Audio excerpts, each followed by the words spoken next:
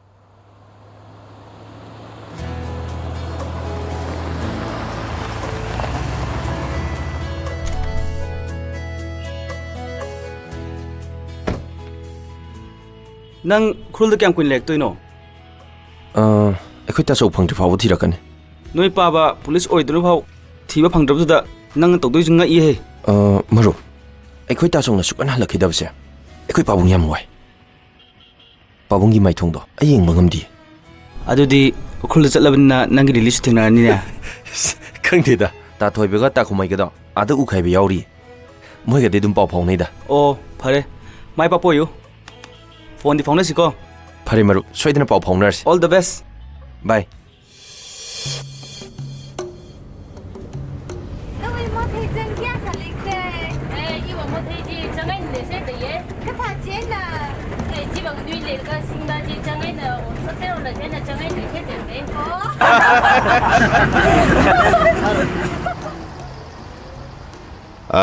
이찬오빠, 너 메테라. ꯑꯧ ꯃꯥꯅꯤ ꯏꯄꯥ 그래, 저케라. ꯎꯈ꯭ꯔꯨꯜꯗ 우크롤. 강너벌 레이거라. ꯂꯩꯇꯦ ꯊꯕꯛ ꯁꯨꯕ ꯆꯠꯄꯅꯤ ꯏꯄꯥ ꯔꯦꯟ ꯁꯟꯇꯣꯛꯄ ꯂꯩꯒꯗ꯭ꯔꯥ 예, 그리길 레이테니. 렌테 아이게서 좀 산프니. 너 레이닝브라. ꯑꯍꯥꯡꯕꯒ ꯂꯩꯔꯝꯒꯗ꯭ꯔꯥ ꯏꯄꯥ 에이, 항은 빠디 아이원데 레이레네. ꯑꯣꯟꯊꯣꯛꯅꯕ ꯅꯨꯡꯉꯥꯏꯔꯦꯗ 아두, 나사이기 코이 매엄 녹바도 낭디 녹두분이니. 마코이세 앙앙 생신했고 사버와리도 난 캉빠라. ꯈꯪꯗꯦꯕꯣ ꯏꯄꯥ ꯀꯩꯀꯩ ꯍꯥꯏꯅꯔꯤꯅꯣ ꯃꯌꯥꯝꯅꯕꯨꯗꯤ ꯊꯋꯥꯏ ꯇꯥꯅ ꯅꯣꯛꯅꯔꯤ ꯑꯩꯗꯤ ꯀꯩꯝꯇ ꯈꯪꯗꯦꯕ 예, 아이 하겠다오. 라포이다 짱톡버세 나코이 메테이디 얌 땅땅을 내고. ꯍꯣꯏ ꯑꯆꯨꯝꯕꯅꯤ ꯏꯄꯥ ꯂꯩ ꯑꯩꯈꯣ이 ꯃꯩꯇꯩꯒꯤꯗꯤ ꯂꯐꯣꯏ ꯆꯪꯊꯣꯛꯄꯁꯤ ꯂꯥꯏꯒꯤ ꯑꯔꯨꯕ ꯊꯧꯔꯝꯁꯤꯡꯗ ꯈꯨꯔꯨꯝꯕꯗ ꯁꯤꯖꯤꯟꯅꯩ ꯌꯥꯝ ꯇꯥꯡꯅ ꯂꯩꯅꯩ ꯑꯩꯈꯣꯏꯒꯤ ꯂꯂꯣꯟꯄꯤ ꯏꯆꯥꯅꯨꯄꯤꯁꯤꯡꯁꯤꯅ ꯍꯥꯏꯕꯁꯦ ꯀꯣ ꯀꯨꯝꯁꯤ ꯆꯍꯤꯒꯤ ꯂꯐꯣꯏ ꯆꯪ ꯊꯣꯛꯄ ꯀꯌꯥꯝ ꯂꯩꯔꯒꯦ ꯀꯌꯥꯝ ꯁꯦꯝꯃꯒꯦ ꯍꯥꯏꯕꯅꯤ ꯏꯄꯥ ꯂꯐꯣꯏ ꯆꯪ ꯊꯣꯛꯅꯕ ꯁꯦꯝꯕꯁꯤꯕꯨ ꯌꯥꯕ꯭ꯔꯅꯦ ꯑꯦ ꯃꯈꯣꯏꯅ ꯍꯥꯏꯔꯤꯗꯤ ꯌꯥꯏ ꯀꯩꯅꯣ ꯍꯥꯏꯅꯦ ꯑꯍꯦꯟꯕ ꯁꯤ ꯊꯣꯛꯄꯗꯨ ꯄꯤꯛꯏꯉꯩꯗ ꯂꯧꯊꯣꯛꯑꯕꯗꯤ ꯆꯪ ꯑꯗꯨꯝ ꯇꯥꯔꯦꯗꯅ ꯑꯉꯥꯎꯕ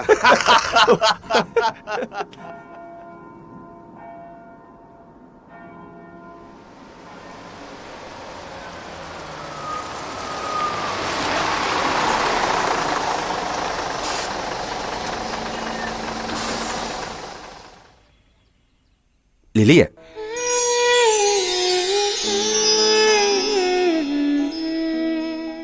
ꯑꯩ ꯎꯈ꯭ꯔꯨꯜ ꯌꯧꯔꯦ ꯕꯁ ꯄꯥꯔꯀꯤꯡꯗ ꯂꯩꯌꯦ ꯑꯗꯨꯗꯤ ꯑꯋꯨꯟꯇꯥꯡꯗ ꯂꯥꯛꯑꯣ ꯍꯥ ꯀꯔꯤ ꯑꯋꯟꯇꯥꯡꯉꯕ ꯍꯣꯏ ꯑꯋꯨꯟꯇꯥꯡ ꯍꯥꯏꯕ ꯑꯣ ꯑꯗꯨꯗꯤ ꯑꯩ ꯍꯪꯉꯒ ꯂꯥꯛꯑꯒꯦ ꯑꯩꯁꯨ ꯅꯪ ꯉꯥꯏꯒꯦ ꯍꯣꯏ ꯑꯗꯨꯗꯤ ꯑꯩ ꯊꯝꯃꯦ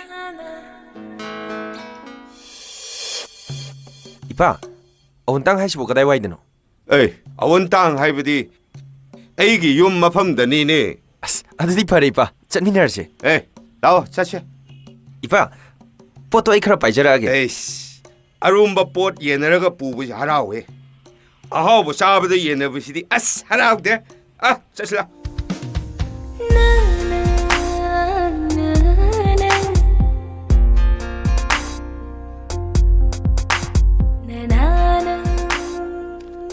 ꯑꯩꯁ ꯋꯥꯕ꯭ꯔꯥ ꯋꯥꯗꯦꯗ ꯏꯄꯥ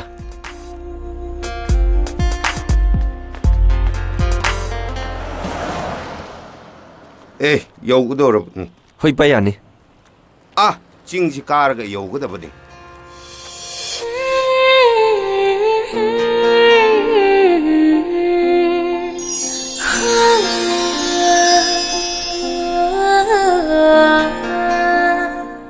ꯑꯩ ꯏꯄꯥꯒꯤ ꯔꯪꯒꯝ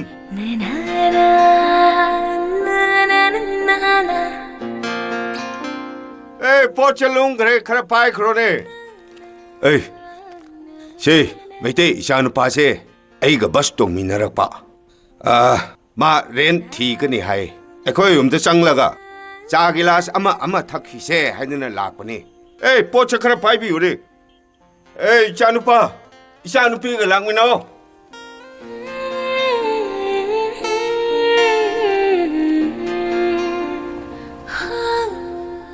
ꯅꯪꯒꯤ ꯏꯄꯥꯅꯦ ꯍꯥꯏꯕꯗꯤ ꯑꯩ ꯍꯥꯟꯅ ꯈꯪꯉꯨꯗ꯭ꯔꯦ ꯋꯥꯔꯤ ꯃꯌꯥꯝꯁꯨ ꯁꯥꯔꯨꯔꯦ ꯑꯁ ꯑꯩꯗꯤ ꯌꯥꯝ ꯏꯀꯥꯏꯔꯦꯗ ꯏꯄꯥꯗꯤ ꯀꯩꯁꯨ ꯈꯪꯉꯣꯏꯗ ꯀꯔꯝꯅ ꯑꯩꯁꯦ ꯎꯈ꯭ꯔꯨꯜꯗꯗꯤ ꯔꯤꯡꯍꯝꯂꯥ ꯀꯧꯕꯅꯦ ꯅꯪꯅꯇꯕꯨ ꯑꯩꯉꯣꯟꯗ ꯂꯤꯂꯤ ꯂꯤꯂꯤ ꯀꯧꯕꯩ ꯋꯥꯅꯦ ꯃꯥ ꯋꯥꯕ꯭ꯔꯥ ꯑꯦ ꯑꯁꯦꯡꯕꯩꯔꯣ ꯂꯤꯂꯤꯌꯥ ꯍꯣꯏꯕ ꯑꯩ ꯏꯆꯥꯅꯨꯄꯥ ꯅꯪ ꯆꯤꯡ ꯀꯥꯕ ꯋꯥꯀꯅꯤ ꯑꯩ ꯆꯤꯡꯀꯦ ꯂꯥꯛꯑꯣ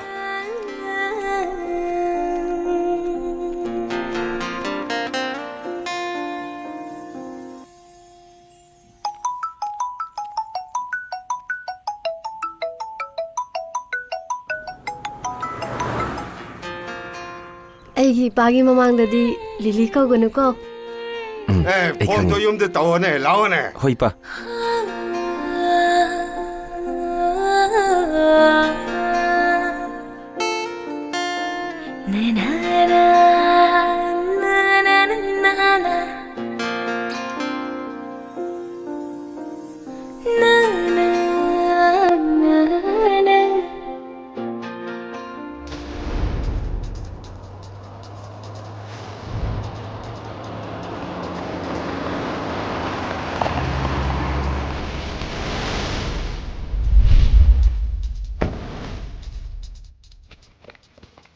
Sir, ꯑꯩ ꯅꯣꯏ ꯉꯔꯥꯡ ꯐꯥꯕ ꯃꯤꯗꯣ ꯃꯁꯛ ꯈꯪꯉꯕꯣ? ꯈꯪꯉꯦ sir. ꯃꯀꯦꯟ ꯇꯥꯡꯈꯨꯜꯒꯤ ꯀꯥꯡꯕꯨꯅꯤ sir.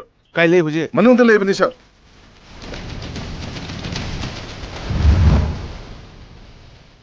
ꯑꯃꯅ ꯑꯃꯨꯛ ꯐꯨꯏ ꯑꯃꯅ ꯑꯃꯨꯛ ꯐꯨꯏ ꯑꯩ ꯏꯁꯥꯗꯅꯤ ꯁꯤꯟꯗꯕ ꯄꯨꯂꯤꯁꯇꯤ ꯄꯪꯆꯦꯟꯗ ꯆꯦꯜꯂꯤ ꯀꯅꯥ ꯈꯥ ꯉꯝꯗꯣꯏꯅꯣ ꯅꯪꯗꯤ ꯀꯥꯏꯗꯩꯅꯣ? ꯁꯥꯔ ꯑꯩ ꯎꯈ꯭ꯔꯨꯜꯗꯒꯤꯅꯤ ꯅꯉꯥꯔꯝꯗ ꯃꯥꯝꯃꯒꯤ ꯃꯅꯥꯛꯇ ꯂꯩꯕꯅꯦ ꯅ꯭ꯌꯨꯁꯄꯦꯄꯔꯗ ꯄꯥꯎ ꯄꯤꯊꯣꯛ ꯄꯤꯁꯤꯟꯒꯤ ꯊꯕꯛ ꯇꯧꯕꯅꯦ ꯄꯟꯇꯣꯟꯗ ꯔꯒꯥꯎ ꯌꯥꯎꯔꯨꯒꯦꯅ ꯇꯣꯛꯄꯗ ꯐꯥꯕꯅꯦ ꯅꯈꯣꯏꯒꯤ ꯂꯨꯆꯤꯡꯕꯗꯤ ꯀꯅꯥꯅꯣ?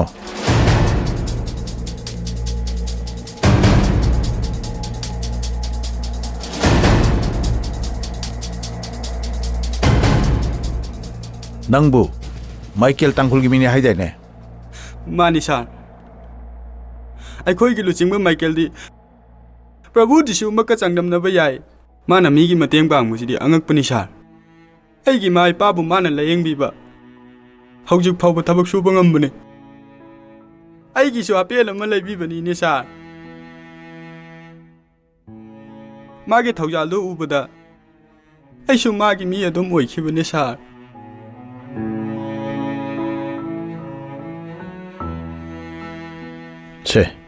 से ओसी तंपाक चाउन पिरपनि तम महक सरेंडर तौ हैबे चेरोलने ए आइबु फादुना थमलगा करमना ची असि पीगदरा सार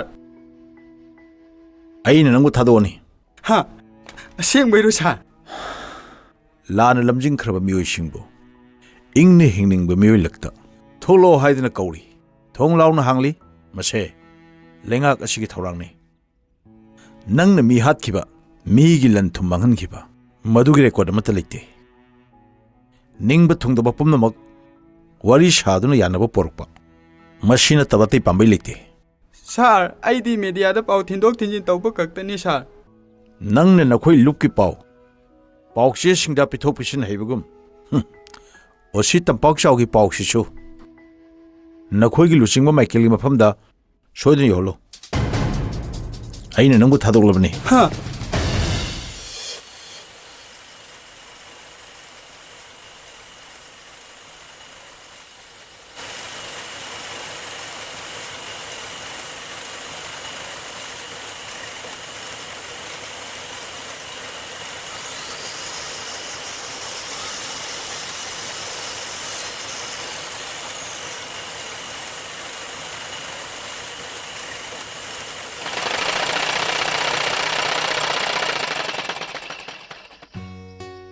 इबो नापांगन कन बनंग पाबसिदि ngamdre he potha potha sujine याइदा तादा इसा तरुक लेरबा आइगा पाखंग नंग पाबसे इसा जे छादौ बजने थोंगी हे तादा जिदि वारस दुम पोथा जे हायाबदुबो ए अकन मनंग अंगम ताना सुबजे सेन जम फंगिने ngai khoni इबो अकोई सेन दुबु कया तारे अमत पागिने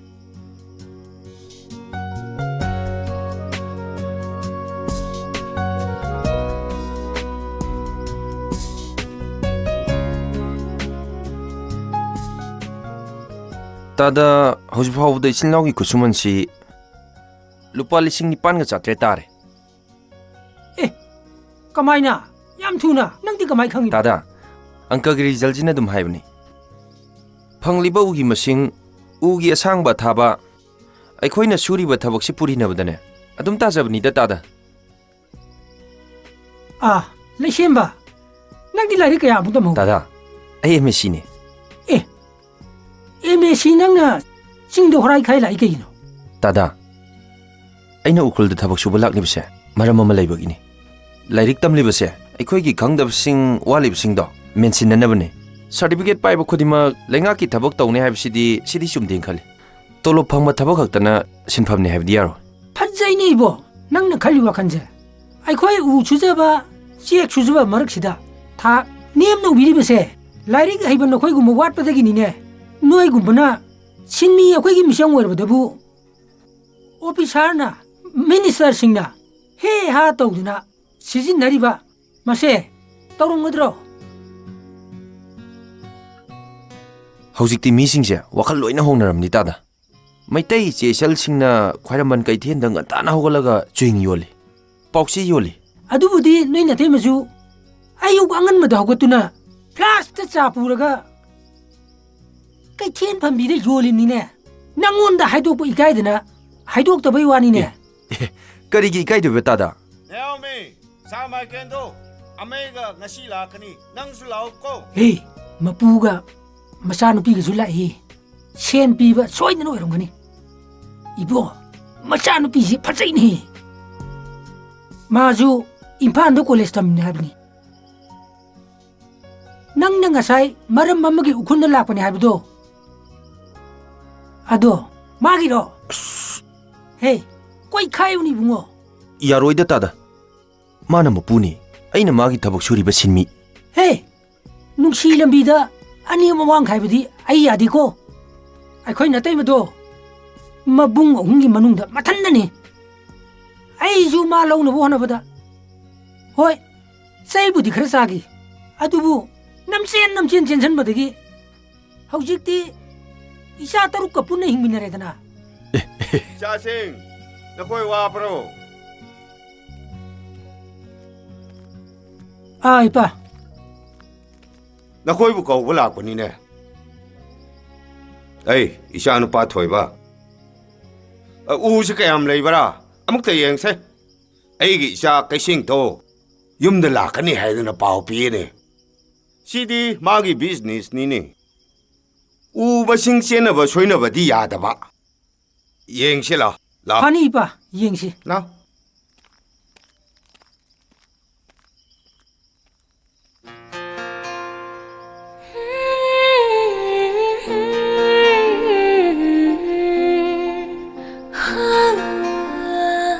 아솜다는 마신 거야 너 Sida phammo.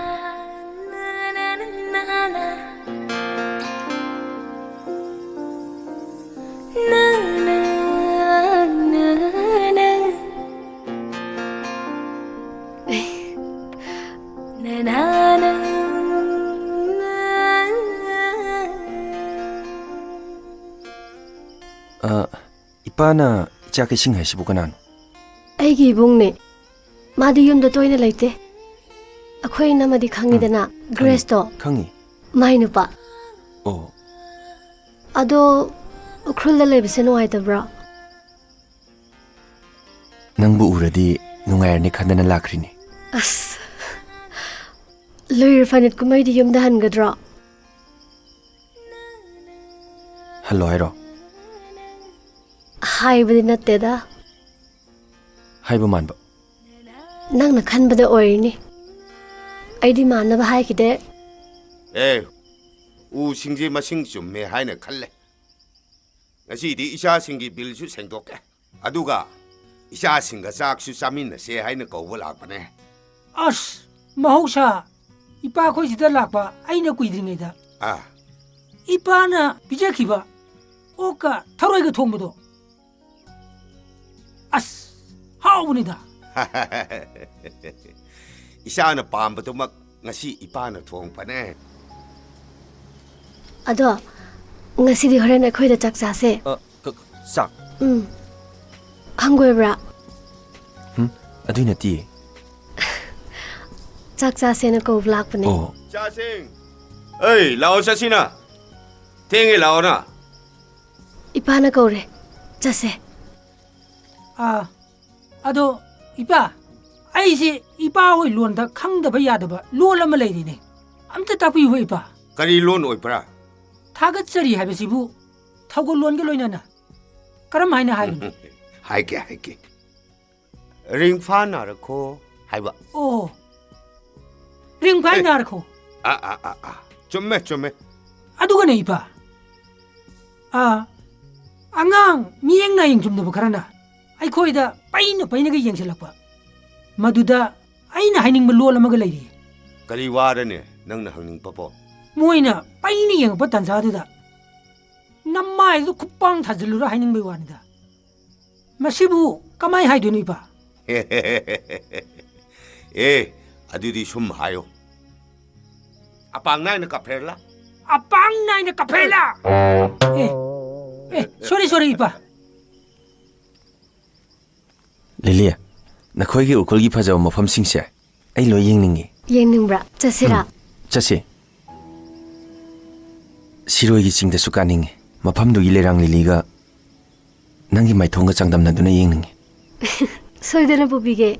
Aduga hayeng siroge wangba chingkabada ngamde harakpadi yaroi ko. nangi khudang pai duni yan duni Paktre ibungo. Chingkabadabu nupana nupi khudang painabra. Chatnadaba wa adubu. anau bahu doktoiba Adudi husik subaramani chingkhatpiba taredana. Lao.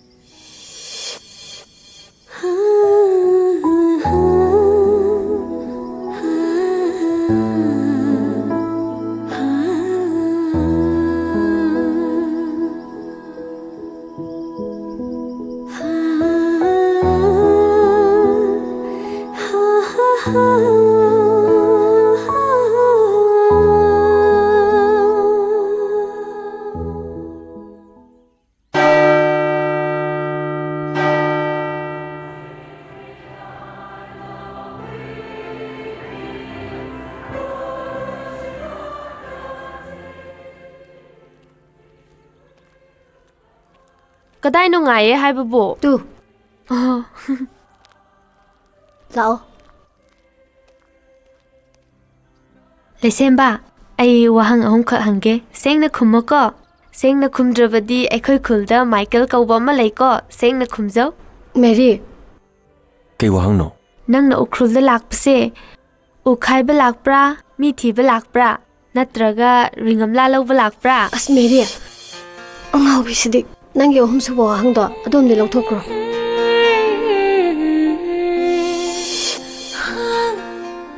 ꯀꯔꯤꯒꯤ ꯂꯧꯊꯣꯛꯇꯣꯏꯕ ꯃꯁꯦ ꯌꯥꯝ ꯃꯔꯨ ꯑꯣꯏꯕ ꯋꯥꯍꯪꯅꯦ ꯈꯨꯝꯃꯨꯅꯦ ꯂꯩꯁꯦꯝꯕ ꯅꯪꯁꯦ ꯔꯤꯡꯒꯝꯂꯥ ꯂꯧꯕ ꯂꯥꯛꯄ꯭ꯔꯥ ꯃꯦꯔꯤ ꯅꯪꯅ ꯍꯪꯂꯤꯕ ꯋꯥꯍꯪ ꯄꯨꯝꯅꯃꯛꯀꯤ ꯄꯥꯎꯈꯨꯝꯗꯤ ꯆꯨꯝꯃꯦ ꯍꯥꯏꯅ ꯈꯨꯝꯕ ꯇꯥꯏ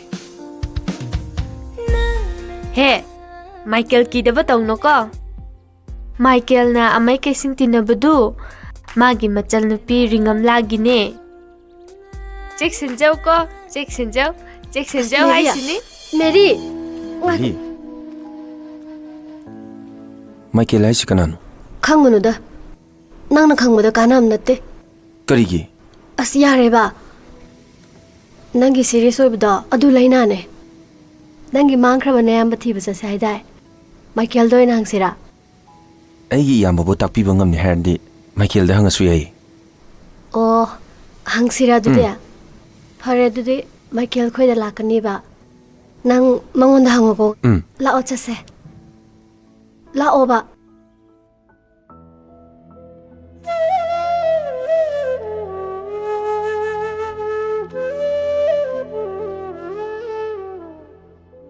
ꯄꯥꯈꯤꯆꯧꯕ ꯅꯪ ꯀꯅꯥꯗ ꯋꯥꯔꯧꯕꯅꯣ ꯅꯪ ꯍꯜꯂꯛꯇꯕꯁꯦ ꯏꯄꯥ ꯌꯥꯝ ꯋꯥꯏꯅꯦꯍꯦ ꯅꯅꯥꯎ ꯑꯅꯤꯅꯁꯨ ꯅꯪꯕꯨ ꯀꯩꯗꯧꯉꯩ ꯍꯜꯂꯛꯀꯗꯣꯏꯅꯣ ꯍꯪꯉꯤ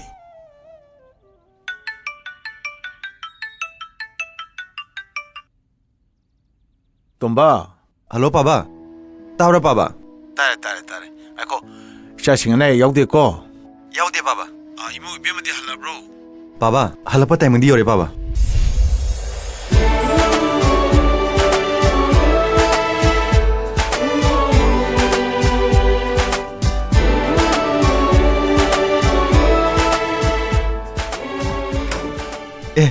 हनबु हले पाबा मादे होय पाबा आई मा फोन त पहनजरके हो नंगोंदनीने Attention please Ikubok इमोक तोम्बी नंग नुंगाइरिदना हौजी अना आयेक यावजदे हाउना चारी नुंगाइना तुमी थैंक यू मागे होनबिदुने मे पाबा ए कायदे पहलो आई हागे होय पाबा छे इमोक तोम्बी नंगी थैंक यू दो एरोप्लेन दो इन तोक्सिको आई वखल ताजरे इकुबोक थैंक यू यार है चलो आई मन सेम चलो मागी चम जना मागी ट्रेनिंग द तमजरुबा खंगजब खरदो सुम हैनबी ओइदना तौजरिमने अदो पाबा अखोय तेबु करी करी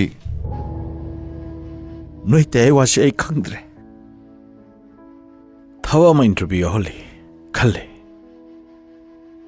अदुबो थबक तो हाइबा मा यादे हुमांग ताना सुरुनी हाइदुना उखुलदा लाइखिबने नंग तासौदुसु थिरुनी हारमने हा उखरुलदा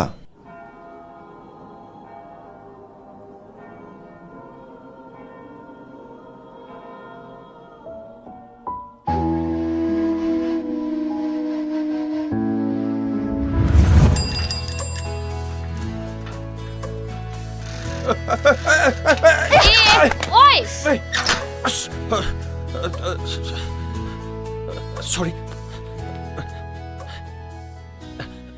Sorry. It's okay Karino ne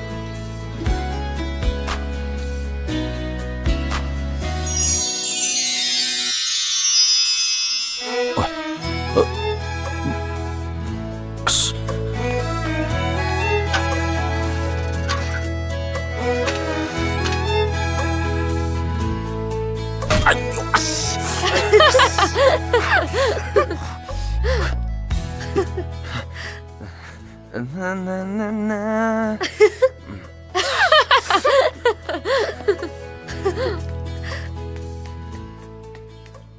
Excuse me.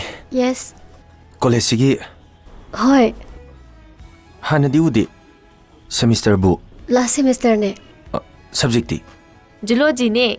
aina mathematics. Cycle thawbadasu mathematics laga thawa male ko. Kari lekai degi Ukrul dai ne.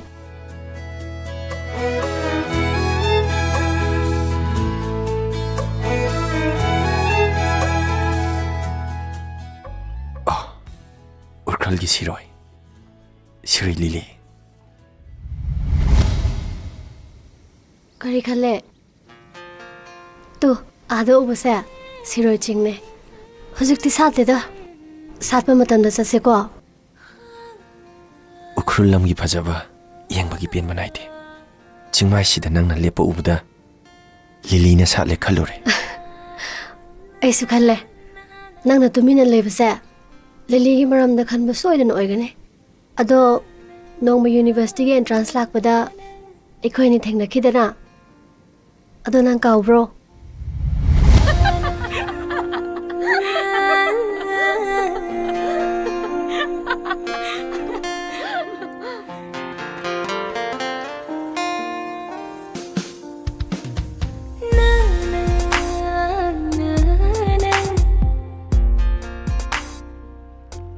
Lily.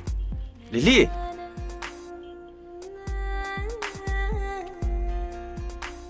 Kanabu ko bano? Ai bu ko bro. Hoi. Ai di Lily ko de. Ringamla ko bne. Ringamla dum ko biyo. Imanabi sina Mary. Ai di nang mu Lily kawani. Ukrul gi siroi de satpi aseng mu Lily do. Ai di ongta su udri. Maming yam chatle. Nanga chamanam phajaram do mal. As. Kadai de fazabno da. Hundok lamba yadabagi puduna chatpa maine. Siroi gi Lily de gi di University gi Lily na hena fazabani da. Ado nangsu athiba nupa di natte ka. Kopi mamtang. Mary cho sekpa pha sekpa pai pai saikui house. Saikui house. Saikui house. Oi, lakro ne. Hoi, le. Entrance mai pak labra. Hoi, result thokre. Yakre. Nongma college ki thodok tu da nangi photo amta hobani. Aigi diary sida sum yauduna leiraba. Kadai. Oh, sigi oibra. Ado photo simadi aingonda sum thamage hage tawba. Eh, karigi yadani. Photo di amasu pangthamda thambadubu amuk copy tawbusu yayena. Se nangonda thamjara. Nangi achapot pijabasiga photo siga koknarase ko. Ois. Lily. Ois. Aigi mingsu natabda nangna Lily haina acting am yaw ko base kaigira. Lily haibasina aina kaujaba mingni. Aigi mingna lesemba yumda budi yaima kawe. Oh, achapot leriba nangi minghangba ikawe ne. Yaima haibadi meyaidura. Middle du. Hoi. Adudi nangi mathaktasu makhadasu machimanaw leramgani. Hoi leye. Yamba amaga inaw amaga leye. Aigi soibung ama leye. Ina ma leikre. Oh. Oi. Wari ko na sase achapot se hana chase. Se charo.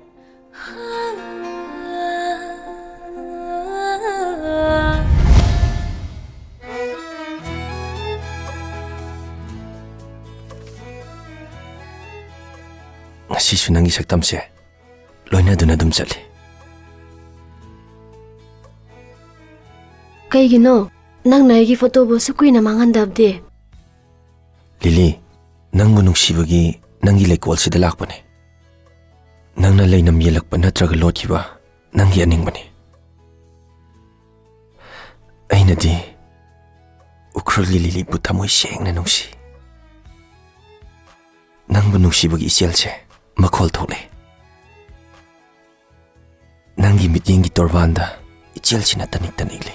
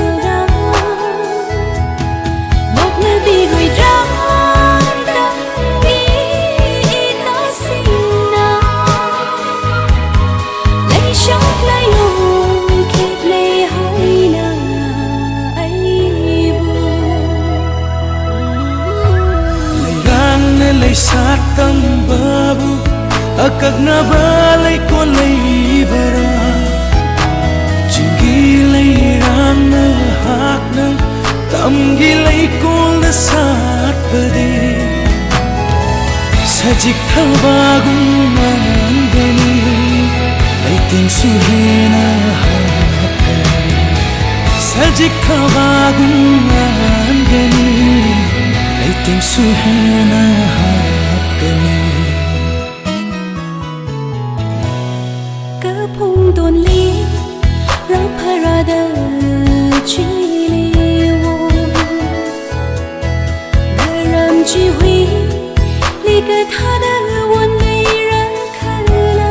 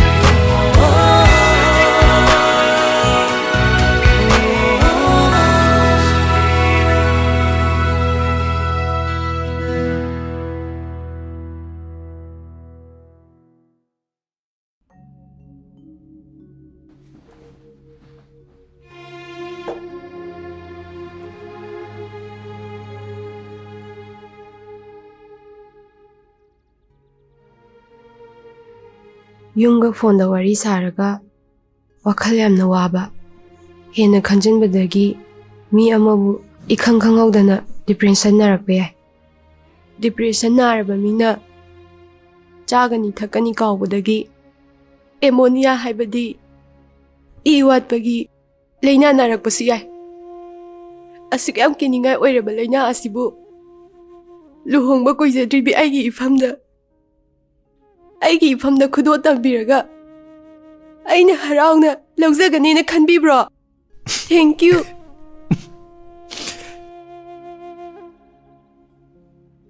Changkhombi, ai depression ke sunaroi. Ai khantaba ngambagi chang. Modudagi ke donungda.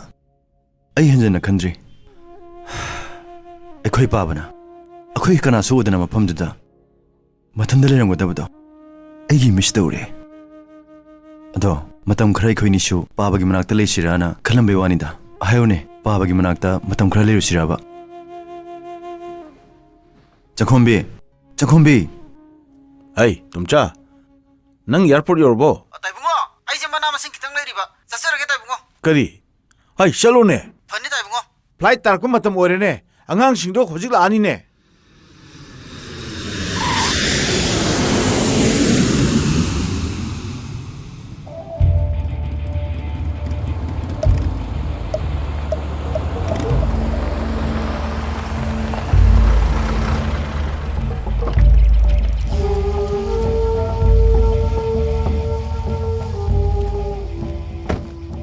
Pa, akhoi Sir Michael ne.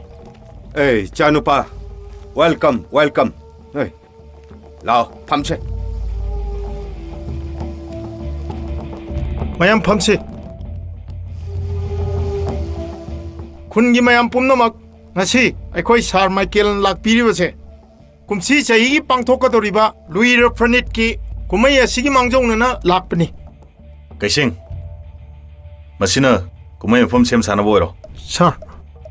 Kumai numita government gi maike degi achoubu senbam mateng bangani.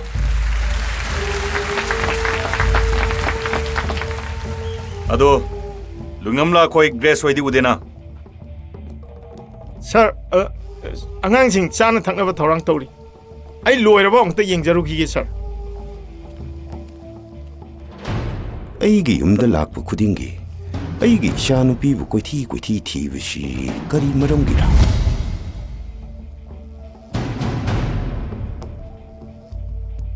Pa, sida phambon fani se kana ra. Hey, Chanupa, makhoi singje u khaiba yawu mi ngaktani ne. Kaishingi sawmill dane u khaiba yawu ngaktani ne. Maitei masa maliko. Ye mane maitei masa ngaktani.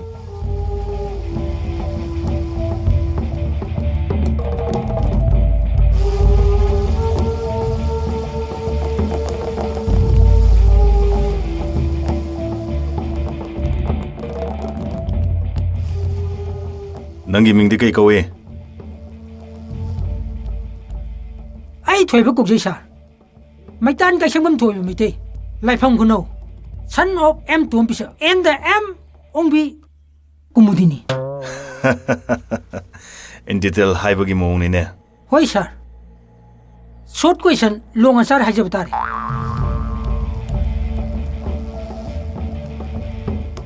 Nangdi. Aigi ming. Sir.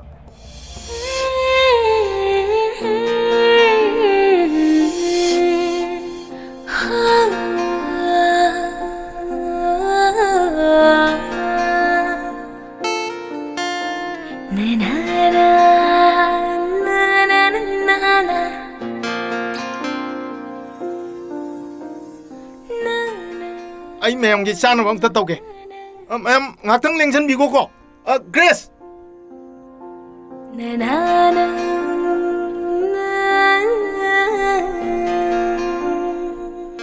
Lungamla.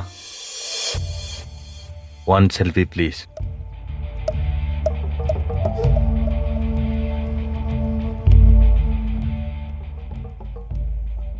Michael ga ringam la ga je nushi na bor male. Michael na yam khoida ni yin. Photo ka minna baga je. Matai manau do ka minni. Tado oira moida.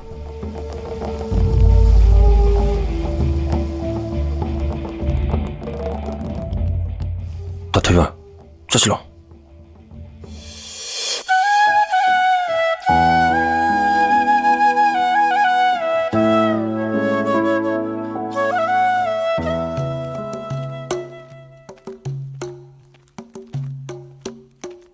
लाओ नहीं बोच से लाओ ने मोई की खुन की मीजी ने सुमाइने बता माइकेल लाइबु हारदी मी युम नहीं मपान थोड़ा दे हारिम नी ने मटू निंग उदा आईदी कलाब से जुआर हार बनी ने ताथुबा माइकेल से उबदा आई हक्सांग सिदने खोंगदिना तोन मुक तु चोंगबानिदा हे नंगे तु चुंब खक्तनी दना आईदी ने हक्सांग दगी इसिंग चक्रिमनी आइन सेली खंगाव से लोई लुपमनी लाओ चस लाओ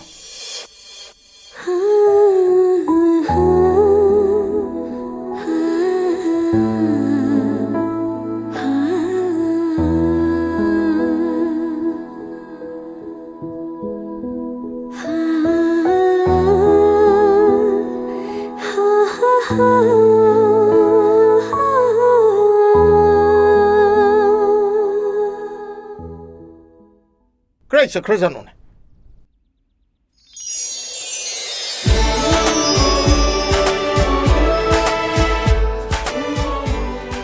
Grace.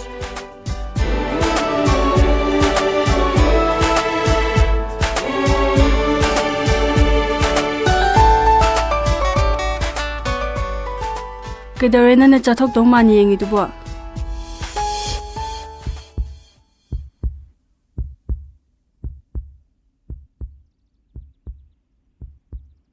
Nang na jagoi sana ba ke ba su ubada ai gi thabak tum mi hunna dang dang chong bi si kari gi no.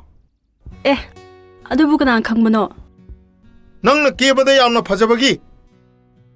Mi na nangon da ko yeng yeng ki dore khan ma da gi. Chong mo i bi ai. Mina yengaga kaidaurage. Keri se mina yengna bane. Mi na nangon da yeng haningi do maram kari gi no ba. Kari maram leibai no khangde da adu de aisu. Amai nangse ngawrobra kaino khangde da.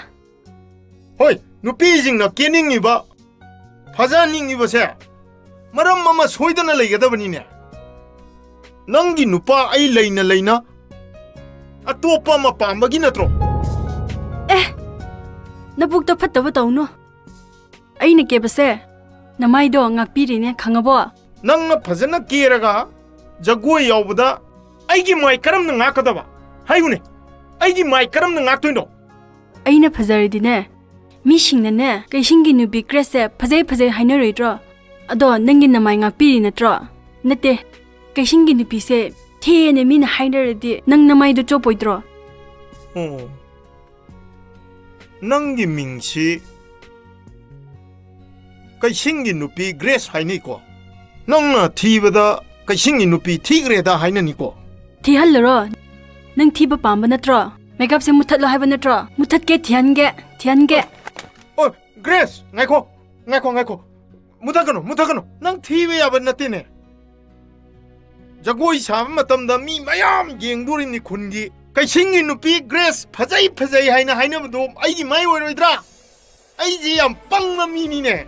Nang munung sibada apang mathoye ne aise. Ai kebi ge ko. Ai kege. Nang ni lipstick se ai yeke. Lengano ko. Nang janga.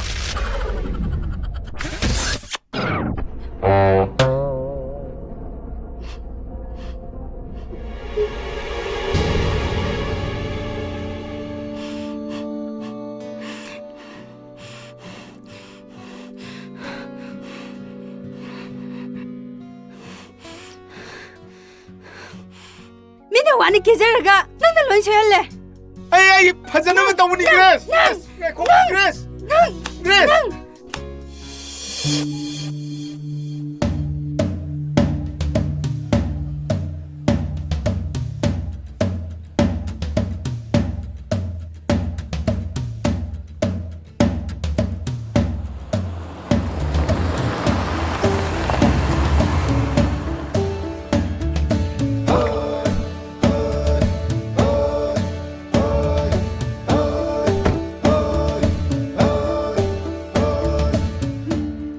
Mai mai se.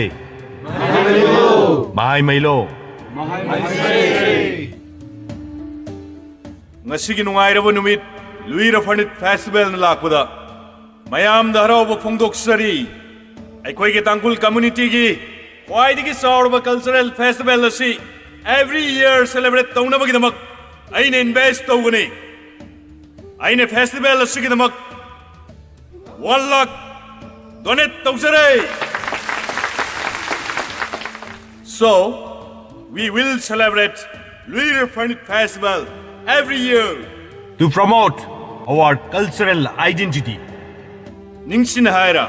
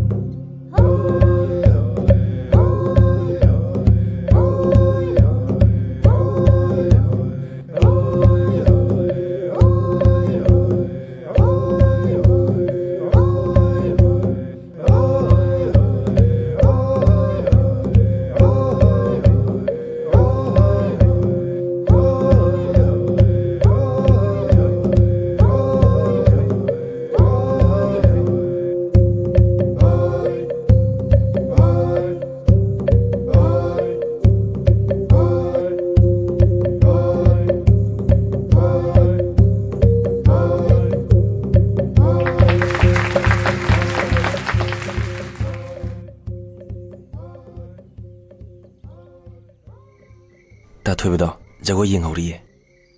ꯅꯣꯏ 이남마수 ꯂꯩꯁꯥꯕꯤꯁꯤꯡꯒ 저거 샤오리ꯌꯦ. ꯅꯪꯗꯤ 저거 ꯌꯥꯎꯗ꯭ꯔꯗꯤ ꯀꯩꯗꯧꯔꯦ? ꯅꯈꯣꯏꯕꯨ invite ꯇꯧꯁꯦ ꯍꯥꯏꯕꯗ ꯑꯃꯩꯅ ꯌꯥꯗꯦ. ꯑꯩꯒꯤ ꯑꯃꯩꯁꯦ ꯃꯤꯒꯤ ꯃꯈꯥꯗ ꯍꯤꯡꯕꯒꯤ ꯃꯤꯅ ꯌꯥꯗꯕ ꯊꯕꯛ ꯑꯝꯇ ꯇꯧ ꯉꯝꯗꯦ. ꯅꯣꯏꯅ ꯎ ꯈꯥꯏꯔꯤꯕ ꯎꯒꯤ ꯕꯤꯖꯤꯅꯦꯁ ꯇꯧꯐꯝꯗꯣ ꯃꯤꯒꯤ ꯃꯇꯦꯡꯅ ꯃꯥꯅ ꯇꯧꯕꯅꯦ. ꯃꯤꯒꯤ ꯃꯇꯦꯡ ꯍꯥꯏꯕꯗꯤ ꯀꯅꯥꯕꯨꯅꯣ ꯍꯥꯏꯁꯦ? ꯃꯥꯏꯀꯦꯜ ꯈꯪꯗ꯭ꯔꯣ? ꯑꯩꯒꯤ ꯑꯃꯩꯗꯤ ꯃꯥꯏꯀꯦꯜꯅ ꯍꯥꯏꯔꯕꯗꯤ ꯂꯣꯏꯔꯦ. ꯀꯔꯤꯁꯨ ꯅꯥꯟꯊꯣꯛꯄ ꯉꯝꯗꯦ. ꯃꯥꯏꯀꯦꯜꯁꯤ ꯑꯆꯧꯕ ꯃꯤ ꯑꯣꯏꯕ ꯇꯥꯏ. ꯅꯈꯣꯏꯒꯤ ꯈꯨꯜꯒꯤ ꯃꯤꯑꯣꯏꯁꯤꯡꯅ ꯃꯥꯕꯨ ꯌꯥꯝꯅ ꯔꯦꯁꯄꯦꯛ ꯇꯧꯅ ꯎꯏ. ꯃꯤ ꯃꯌꯥꯝꯅ ꯃꯥꯕꯨ ꯔꯦꯁꯄꯦꯛ ꯇꯧꯕꯗꯨꯗꯤ ꯃꯥꯅ ꯃꯇꯦꯡ ꯄꯥꯡꯕꯒꯤꯅꯦ. ꯀꯔꯤꯁꯨ ꯀꯥꯏꯗꯦꯅꯦ. ꯑꯗꯨꯒ ꯑꯩꯒꯤ ꯑꯃꯩꯗ ꯃꯥꯅ ꯃꯇꯦꯡ ꯄꯥꯡꯕꯁꯤꯗꯤ ꯌꯥꯝ ꯍꯩꯅꯗꯕ ꯑꯃ ꯌꯥꯎꯔꯤꯌꯦ. ꯀꯩꯅꯣ ꯍꯥꯏꯁꯦ? ꯍꯩꯅꯗꯦꯗꯤ? ꯃꯕꯨꯡ ꯇꯤꯟꯅꯕꯕꯨ ꯃꯆꯟꯅꯨꯄꯤ ꯀꯣꯏꯅꯕ꯭ꯔꯣ? ꯅꯪꯅꯗꯤ ꯈꯪꯗꯕꯅꯦ. ꯃꯥꯅ ꯑꯃꯩꯗ ꯃꯇꯦꯡ ꯌꯥꯝ ꯄꯥꯡꯕꯁꯦ ꯌꯥꯝ ꯄꯥꯡꯉꯦ. ꯍꯩ ꯐꯥꯝ, ꯑꯂꯨꯒꯤ ꯐꯥꯝ, ꯃꯥꯒꯤ ꯃꯇꯦꯡꯗꯤ ꯂꯣꯏ ꯇꯧꯕ ꯉꯥꯛꯇꯅꯦ. ꯑꯩ ꯀꯣꯏꯅꯤꯡꯕꯒꯤ 이bunꯒꯤ ꯃꯇꯦꯡ ꯄꯥꯡꯕꯕꯨ ꯑꯩꯅ ꯌꯥꯒꯗ꯭ꯔꯣ? ꯁꯨꯝ ꯍꯦꯟꯖꯤꯜꯂꯛꯂꯕꯗꯤꯕꯀꯣ ꯑꯩꯒꯤ ꯑꯃꯩꯒ ꯀꯣꯏꯅꯧꯅ ꯍꯥꯏꯔꯗꯝꯅꯦ. ꯅꯪꯒꯤ ꯅꯇꯧꯗꯨꯗ ꯋꯥꯊꯣꯛꯅꯖꯅꯤ ꯍꯥꯏꯔꯨꯔꯗꯤ ꯋꯥꯊꯣꯛꯅꯖꯅꯤ. ꯅꯪꯗꯤ ꯐꯖꯕꯤꯅꯤ. ꯄꯥꯈꯪ ꯃꯥꯅ ꯐꯖꯕꯤ ꯅꯉꯣꯟꯗ ꯅꯨꯡꯁꯤ ꯍꯥꯏꯔꯛꯇꯅ ꯑꯃꯩꯗꯗꯤ ꯀꯔꯝꯅ ꯅꯨꯡꯁꯤ ꯍꯥꯏꯔꯛꯀꯅꯤ? ꯅꯪꯗꯤ ꯃꯥꯕꯨ ꯅꯨꯡꯁꯤꯕ꯭ꯔꯣ? ꯅꯨꯡꯁꯤ. ꯅꯪꯒꯤ ꯆꯤꯡꯁꯤꯗ ꯎꯅꯔꯤꯕ ꯅꯈꯣꯏ ꯈꯨꯗꯤꯡꯃꯛ ꯆꯞ ꯃꯥꯟꯅꯅ ꯅꯨꯡꯁꯤ. ꯂꯣꯏꯅ ꯅꯨꯡꯁꯤ. ꯍꯥꯟꯅꯁꯨ ꯅꯉꯣꯟꯗ ꯋꯥꯔꯤ ꯂꯤꯈ꯭ꯔꯦ. ꯑꯩꯒꯤ ꯏꯃꯥ ꯑꯍꯜꯗꯣ ꯇꯥꯡꯈꯣꯜ ꯅꯤꯉꯣꯜꯅꯤ. ꯊꯪꯅꯕ ꯆꯤꯡꯒꯤ ꯈꯨꯜꯁꯤꯗꯒꯤꯅꯤ. ꯑꯩꯒꯤ ꯏꯃꯥ ꯑꯍꯜꯗꯣ ꯉꯟꯅ ꯂꯩꯈꯤꯗ꯭ꯔꯦ. ꯑꯩꯈꯣꯏꯁꯦ ꯇꯝꯒꯤ ꯃꯥꯅ ꯄꯨꯟꯅ ꯌꯣꯛꯂꯦ. ꯆꯤꯡꯒꯤ ꯃꯤꯑꯣꯏ ꯈꯔꯅ ꯇꯥꯆꯧꯕꯨ ꯄꯨꯗꯨꯅ ꯆꯠꯈꯤ.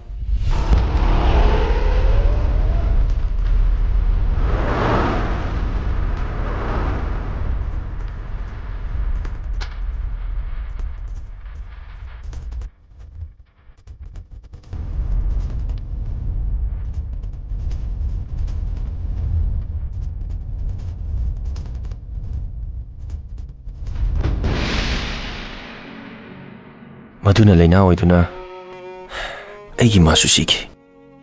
ꯇꯥꯆꯧꯗꯣ ꯑꯃꯨꯛ ꯍꯟꯅ ꯑꯩꯈꯣꯏꯅ ꯊꯤꯕ ꯐꯪꯈꯤꯗ꯭ꯔꯦ.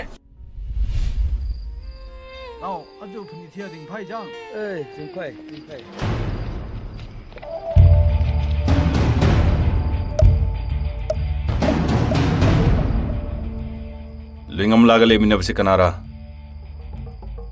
Kumune. Nifa si tangkul masara. Sir, Maitai Machani. Kari lamdagira. Imphal lagini sir. U khaibe yawa mystery. U khaibe mystery. Na naina na koi da lakwa matamda. Mayam rakta fama misektura. Mani sir. Na koi da lak na bakana na kobra. Kaising. Nang tinaba mira. Nang na kobra. Natte sir. Isan nupi ringam la na cowboy gani. Lingam la na koba. ꯑꯗꯨꯒ ꯉꯁꯤꯅ ꯂꯩꯁꯥ ꯃꯔꯛꯇ ꯖꯒꯣꯏ ꯁꯥꯕ ꯌꯥꯎꯗꯕ ꯑꯩꯈꯣꯏ ꯑꯅꯤꯗꯃꯛ ꯃꯐꯝ ꯑꯁꯤꯗ ꯎꯅꯗꯨꯅ ꯋꯥꯔꯤ ꯁꯥꯕ ꯑꯩ ꯃꯩꯇꯩ ꯃꯆꯥꯁꯦ ꯑꯩꯈꯣꯏꯒꯤ ꯂꯩꯐꯝꯗ ꯄꯨꯈꯣ ꯆꯂꯣ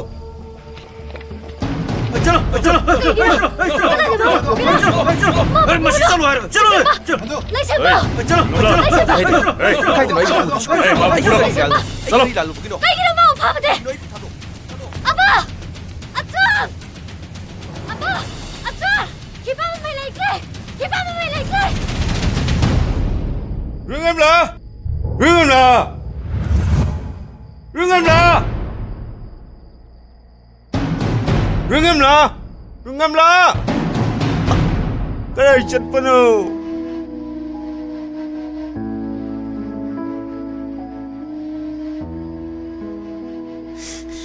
Hey, amay. Isi ringam la, mane. Hey, ringam la lekte. Hey, makal phol taul ne. Mary.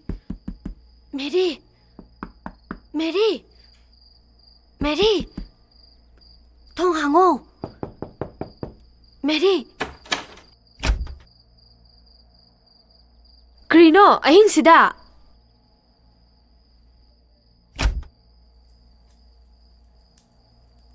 Pamo sida. Nang kadaroge, ahing sida na thanta. Kri daroge ba nang bu? Krino nang natumina laybadubu. Kiba sumata khangdrabra. Ay ahing tumba yade. Nang nasa nungaitabra. Jago yaubasu ude. Nang kri tawroge mi. Nang krim ta tadro. Tade. Kumay mapamda kri thokibra. Ringamla. Nang nangasi tawbasi krino. Ahing sida nang kidabra. Amay na ibo. Ahing chukpa senaduna thamme. Ay lona nang ginanahakta laisine. Ay tawfam khangdre Mary. Maramdo hayo ba? Kri tawroge ba? Kri tawroge ba nang bu? Laisemba kri tawroge. Laisemba kri tawroge. Ha. Michael na phakre. Ha. Krino hai sibo. Adudi laisemba do Michael na.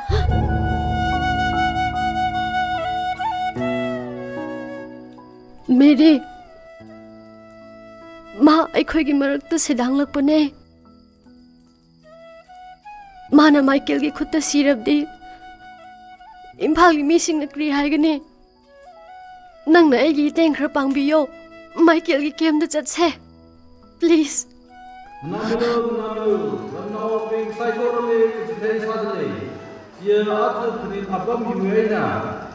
wi partina paitai na akali tu kui haira jiwibang aina ramnau saikoro kathawi umni sompiselu Kala Michael wi kemni wada ro kamra no so kabai pangcham pisa namilo ramnau ping saikoro Ringamla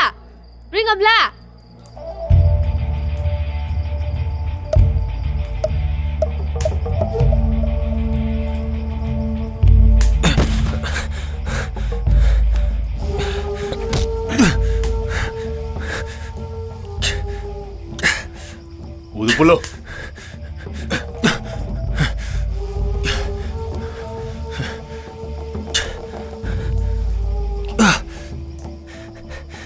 Aigi kari iralgina.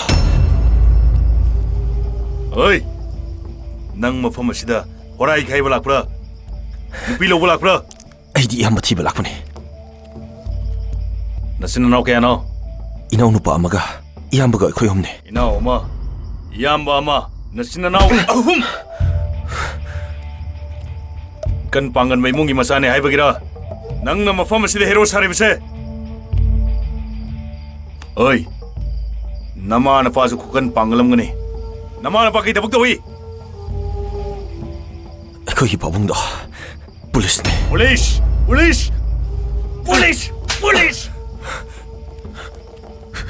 Tacho.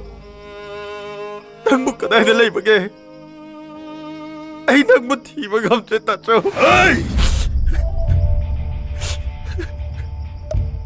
Mabu. Aing chupa pullaga thamo. Magi mapa police. Masin manaw sing na magi kungul libang ambo oisano.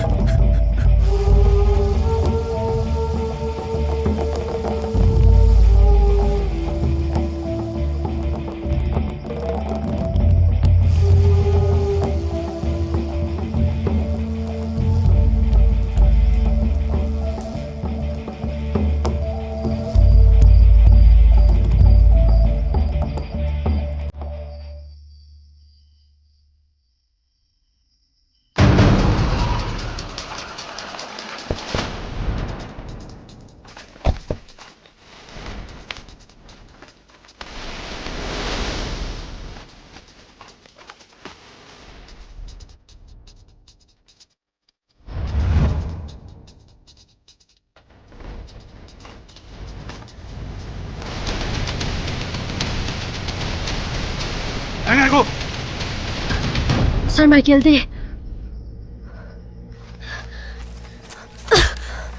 Ako!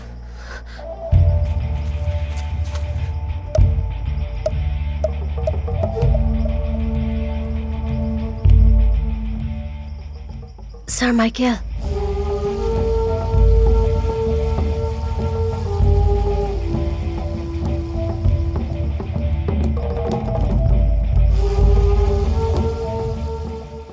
ꯃꯤꯕꯨ ꯑꯁꯨꯛ ꯊꯤꯅ ꯐꯨꯔꯤꯕ ꯀꯔꯤꯒꯤꯅꯣ? ꯃꯥ ꯑꯩꯈꯣꯏꯒꯤ ꯁꯤꯗ ꯊꯕꯛ ꯁꯨꯕ ꯂꯥꯛꯄꯅꯦ. ꯃꯥ ꯑꯩꯒꯤ ꯂꯝꯕꯤꯗ ꯇꯤꯡꯈꯪꯅꯦ. ꯃꯤꯕꯨ ꯀꯟꯕꯤꯕ ꯉꯝꯗꯕ ꯃꯤꯗ ꯑꯩꯗꯤ ꯅꯨꯡꯁꯤꯕ ꯉꯝꯃꯣꯏ.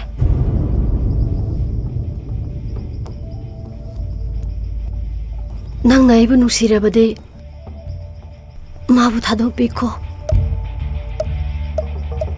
ꯑꯩꯅ ꯅꯪꯕꯨ ꯅꯨꯡꯁꯤꯕ ꯍꯥ ꯑꯩꯅ ꯅꯪꯕꯨ ꯅꯨꯡꯁꯤꯕ 미부 깐비바 너희 그나 레브라 마이켈네 바바 미도 타도 아두거나 코이쇼 나사나사기 나폼데 살로 막 타도 그러거니 나항나 숨나 라쿠세 아이 까야 드누아이 마 다독ꯈ꯭ꯔꯦ ꯍꯥꯏꯕꯗꯣ ꯑꯩꯒꯤ ꯃꯤꯠꯁꯤꯅ ꯑꯃꯨꯛꯇꯪ ꯌꯦꯡꯅꯤꯡꯉꯦ ꯑꯩ ꯁꯥꯔꯒꯤ ꯅꯥꯛꯇ ꯑꯃꯨꯛ ꯍꯜꯂꯛꯀꯦ ꯑꯩꯕꯨ ꯊꯥꯖꯕꯤꯌꯣ ꯑꯩ ꯃꯥ ꯊꯥꯗꯣꯛꯈ꯭ꯔꯦ ꯍꯥꯏꯕꯗꯣ ꯑꯃꯨꯛꯇꯪ ꯌꯦꯡꯖꯒꯦ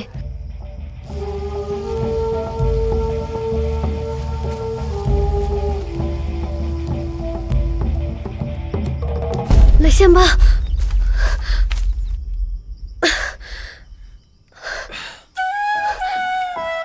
ꯂꯩꯁꯦꯝꯕ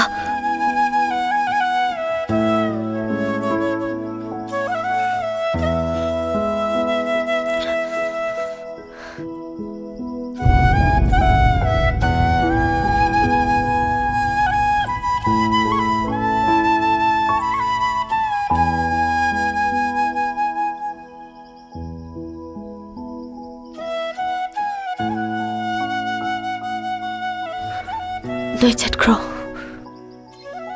ꯆꯠꯂꯣ ꯂꯩꯁꯦꯝꯕ ꯑꯩꯅ ꯃꯈꯣꯏꯕꯨ ꯐꯥꯏꯠ ꯇꯧꯒꯦ ꯆꯠꯂꯣ ꯆꯠꯈ꯭ꯔꯣ ꯆꯠꯈ꯭ꯔꯣ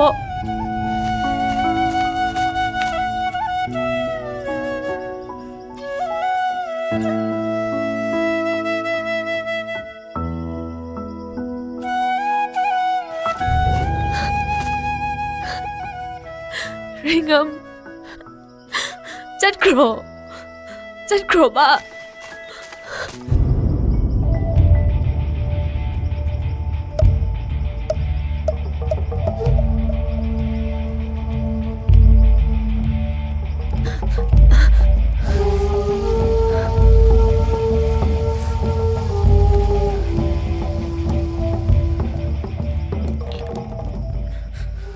ꯑꯩꯅ ꯍꯥꯏꯗ꯭ꯔꯥ ꯃꯍꯥꯛ ꯊꯥꯗꯣꯛꯈ꯭ꯔꯦ ꯑꯩꯒꯤ ꯃꯤꯁꯤꯡꯁꯨ ꯂꯣꯏꯅ ꯆꯠꯈ꯭ꯔꯦ ꯂꯥꯎ ꯆꯠꯁꯤ ꯂꯥꯎ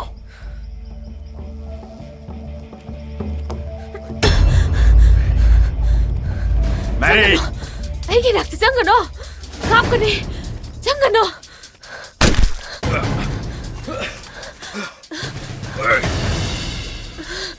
Mary! Mary!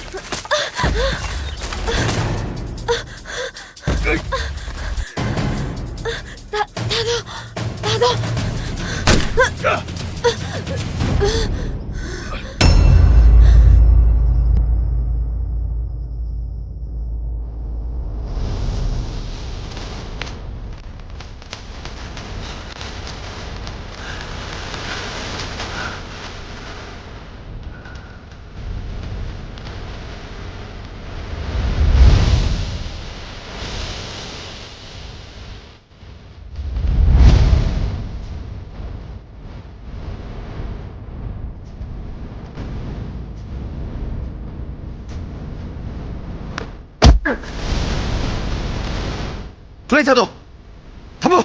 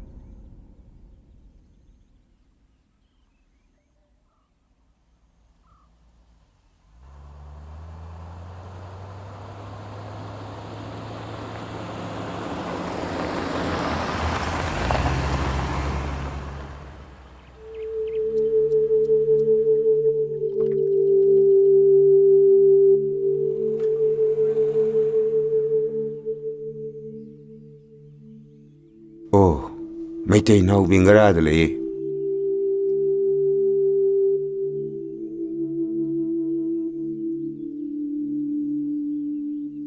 ꯌꯨꯝ ꯑꯁꯤꯕꯨ ꯔꯤꯡꯉꯝꯂꯥꯒꯤ ꯌꯨꯝ ꯑꯣꯏꯕꯤꯔꯕ꯭ꯔꯥ? ꯃꯥꯅꯦ ꯑꯩ ꯔꯤꯡꯉꯝꯂꯥꯒꯤ ꯃꯄꯥꯅꯦ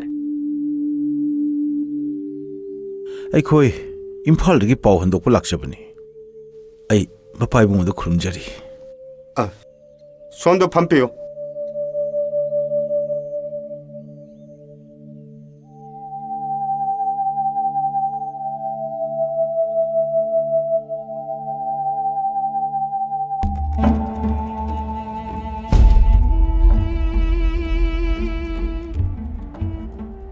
Sir, makoy pau haydok palay.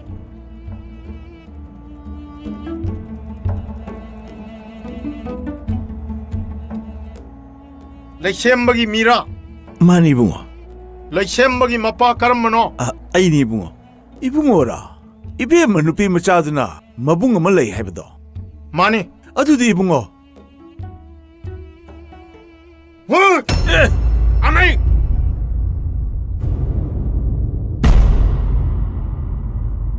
ꯀꯔꯤꯔ ꯅꯪꯅ ꯇꯧꯕꯗꯨ ꯃꯥꯅ ꯑꯩꯒꯤ ꯈꯣꯡ ꯄꯥꯏꯗꯅ ꯆꯤꯡꯉꯗꯤ ꯑꯩ ꯂꯣꯡꯈꯥꯛ ꯂꯣꯡꯅ ꯇꯥꯔꯣꯏꯗ꯭ꯔꯥ ꯕꯨꯡꯉꯣ ꯃꯥ ꯈꯨꯔꯨꯝꯖꯕꯅꯤꯀꯣ ꯈꯣꯡ ꯊꯥꯡꯒꯠꯀꯦ ꯆꯤꯡꯒꯦ ꯇꯧꯕ ꯅꯠꯇꯦ ꯅꯈꯣꯏꯒ ꯑꯩꯈꯣꯏꯒ ꯂꯥꯏꯅꯤꯡ ꯂꯥꯏꯁꯣꯟ ꯆꯠꯅꯕꯤ ꯀꯩꯁꯨ ꯃꯥꯟꯅꯗꯦ ꯑꯩꯒꯤ ꯏꯆꯟꯅꯨꯄꯤ ꯀꯔꯤꯒꯤ ꯍꯨꯗꯅ ꯄꯨꯕꯅꯣ ꯉꯥꯏꯍꯥꯛꯀꯤ ꯃꯅꯨꯡꯗ ꯑꯩꯒꯤ ꯃꯤ ꯂꯥꯛꯀꯅꯤ ꯃꯇꯤꯛ ꯆꯥꯕ ꯆꯩꯔꯥꯛ ꯄꯤꯒꯅꯤ ꯑꯃꯦ ꯅꯪꯅ ꯅꯪꯒꯤ ꯃꯤꯁꯤꯡꯗ ꯀꯔꯤꯒꯤ ꯇꯥꯛꯄ꯭ꯔꯥ ꯑꯩ ꯑꯃꯦ ꯃꯩꯇꯩꯒ ꯇꯥꯡꯈꯨꯜꯒ ꯀꯔꯤꯁꯨ ꯈꯦꯟꯅꯕ ꯂꯩꯇꯕꯅꯤ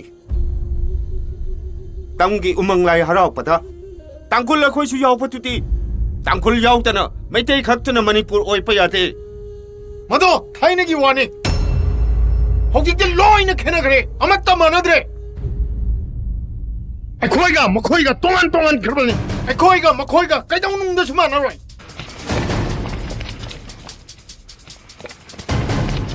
ꯍꯥꯎ 하잖아. 깨시 있는 차들 레이키래. 깨시 있는 차들 레이키래. 저명로 동네. 깨시 있는 차들 레이키래. 저명로 동네.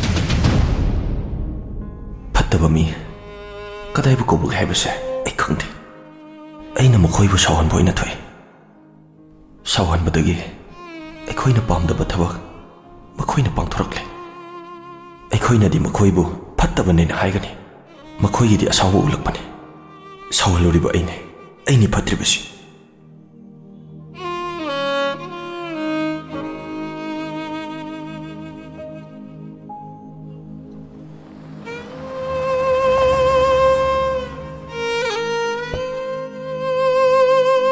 바바, 땀 놓고 밀어.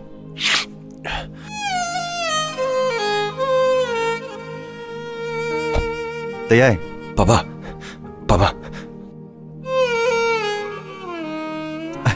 바바, 이문도 있는 버튼 하나 치러. 대야이, 바바 씨 이문도 있는 버튼 하나씩.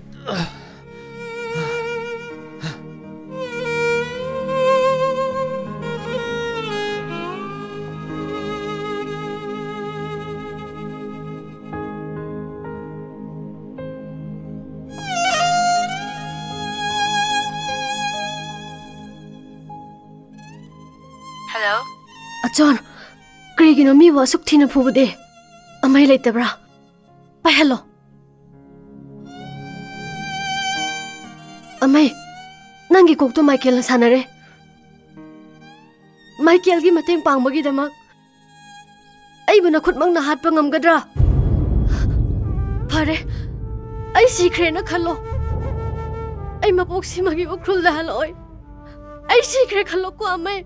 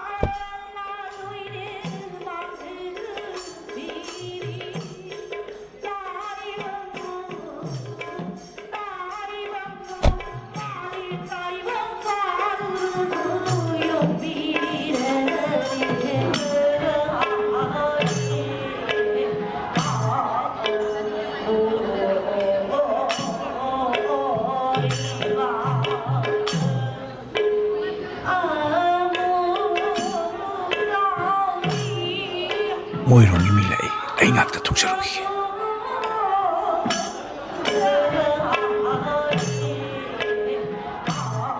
ꯑꯣꯖꯥ ꯑꯣꯖꯥ ꯂꯦꯡꯕꯤꯔꯛꯄ ꯌꯥꯝ ꯅꯨꯡꯉꯥꯏꯖꯔꯦ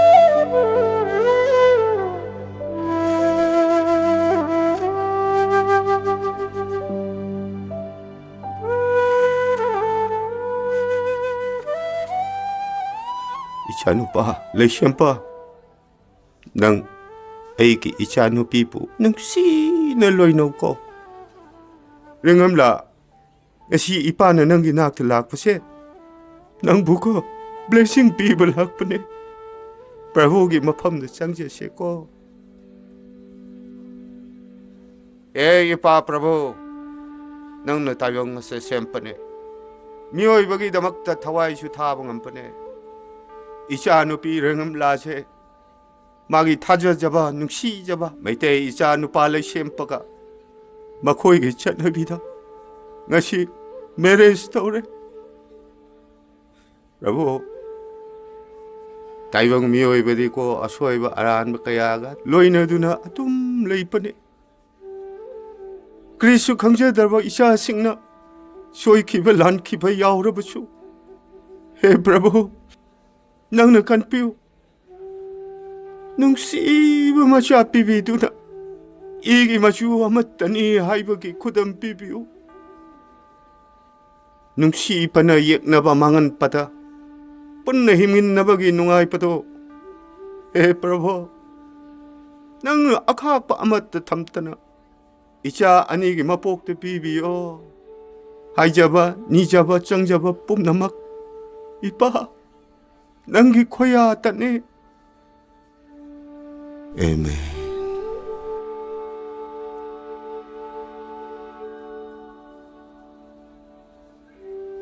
Ipagi ningham. Nang nungahay na lay po oyo ka. Aba, nangayinak marak talaw ko. Kirigilak tani. Ipa, tôi này là cái gì?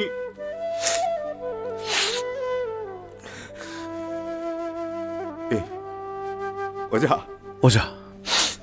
아이기 이차노 삐세. 오자기 이마 보이나 삐러버니까. 오자는 뚱씨나 루나 따위하고. 오자. 마디 아이기 몽라띠. 아이기 짜니 삐샥나. 루나 루나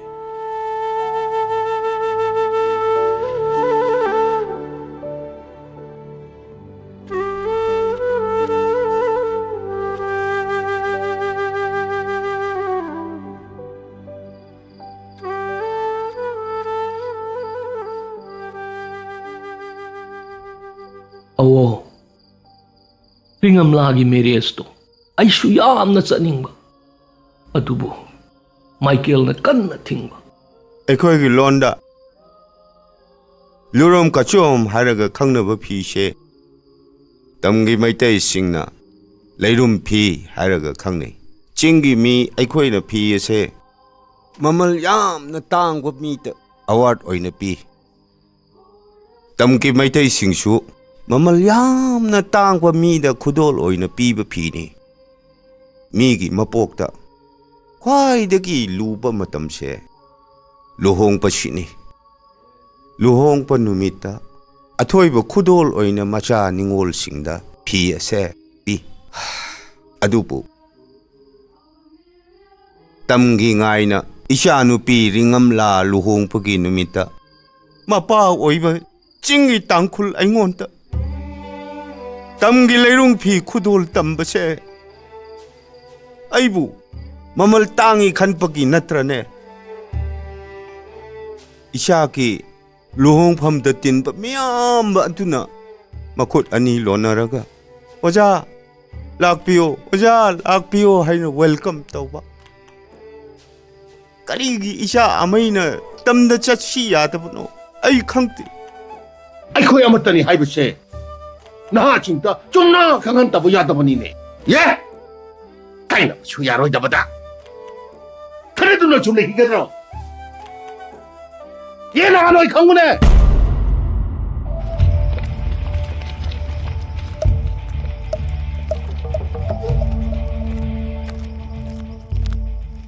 ꯅꯈꯣꯏꯅ ꯍꯥꯏꯕꯗꯨ ꯆꯨꯝꯕ꯭ꯔꯥ? ꯑꯆꯨꯝꯕꯅꯤ ꯁꯥꯔ.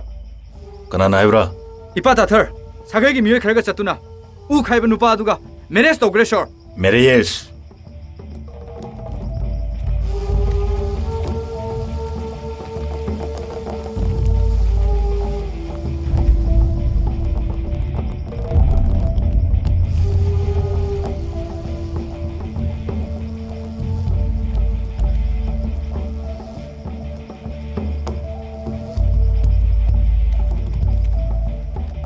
ꯔꯦꯁ ꯀꯗꯥꯏ ꯆꯠꯀꯦꯔꯥ?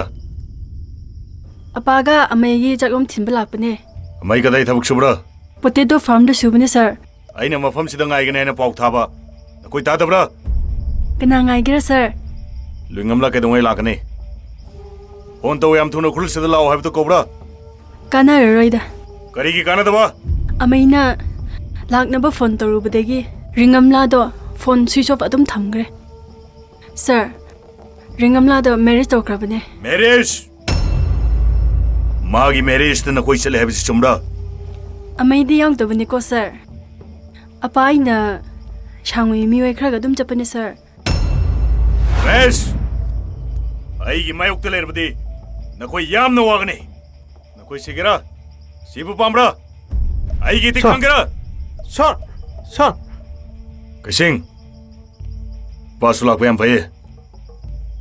ꯏꯆꯥꯅꯨꯄꯥ ꯀꯔꯤ ꯇꯧꯕ꯭ꯔꯥ? ꯄꯥ ꯑꯩꯈꯣꯏꯒꯤ ꯈꯨꯟꯁꯦ ꯑꯩꯅ ꯅꯣꯇꯤꯁ ꯑꯃ ꯄꯤꯕꯅꯦ. ꯀꯔꯤ ꯅꯣꯇꯤꯁ? ꯀꯔꯤꯒꯨꯝꯕ ꯏꯄꯥ ꯑꯩꯈꯣꯏꯒꯤ ꯏꯃꯨꯡꯁꯤꯅ ꯏꯝꯐꯥꯜꯒꯤ ꯃꯤꯒ ꯃꯔꯤ ꯁꯝꯅꯕ ꯇꯣꯛꯇ꯭ꯔꯕꯗꯤ ꯑꯩꯈꯣꯏꯅ ꯂꯨ ꯊꯥꯔꯤꯕ ꯎ ꯈꯥꯏꯗꯨꯅ ꯌꯣꯜꯂꯤꯕ ꯍꯩ ꯔꯥ ꯊꯥꯔꯤꯕ ꯐꯥꯔꯝꯁꯤꯡ ꯑꯁꯦ ꯅꯈꯣꯏ ꯀꯅꯥꯁꯨ ꯆꯪꯕ ꯌꯥꯔꯣꯏ. ꯑꯋꯥꯡ ꯀꯩꯊꯦꯜꯗ ꯄꯣꯠ ꯌꯣꯟꯕꯁꯨ ꯊꯤꯡꯒꯅꯤ. ꯃꯔꯝꯗꯤ ꯐꯥꯔꯝꯁꯤꯡ ꯑꯁꯦ ꯑꯩꯅ ꯁꯦꯜ ꯊꯥꯗꯔꯒ ꯅꯈꯣꯏꯅ ꯇꯧꯕꯅꯦ. ꯁꯦꯜꯅ ꯑꯩꯅ ꯊꯥꯗꯕ ꯑꯗꯨꯒ ꯃꯔꯨꯞꯅ ꯌꯦꯛꯅꯕꯁꯤꯡꯒ ꯑꯣꯏꯕ. ꯑꯩ नकोई सीब कीदबरा हाँ नकोई सिगेरो इशा सिंगी वाफम बतो अमतंग खंथबियो सुपर नोम पतने खुद थिंगचिन पिगनो सिदी खुन के मियाम तो खुद थिंगचिन बका चप माने ने this is new condition condition सिंगांग न सत्रबदी नकोई मियाम ई ताबन तना तै लंबी करि सुरे रोय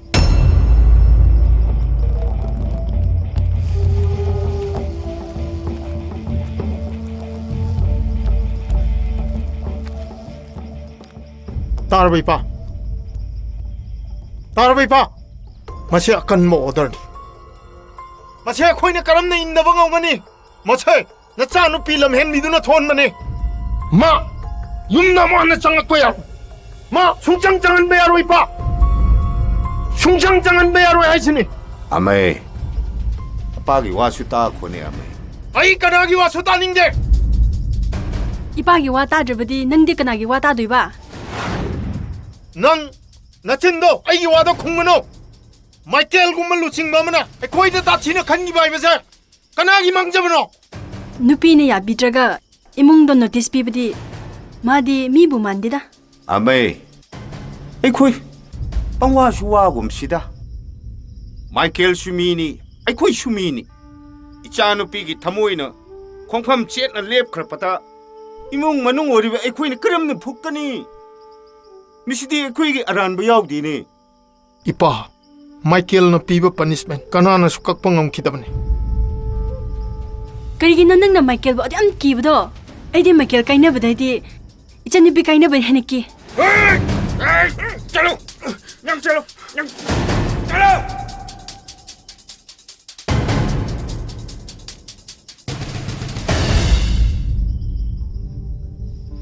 아빠게 아마이 ꯑꯩꯈꯣꯏ ꯄꯣꯛꯂꯕꯗꯤ ꯅꯣꯡꯃꯗꯤ ꯁꯣꯏꯗꯅ ꯁꯤꯒꯅꯤ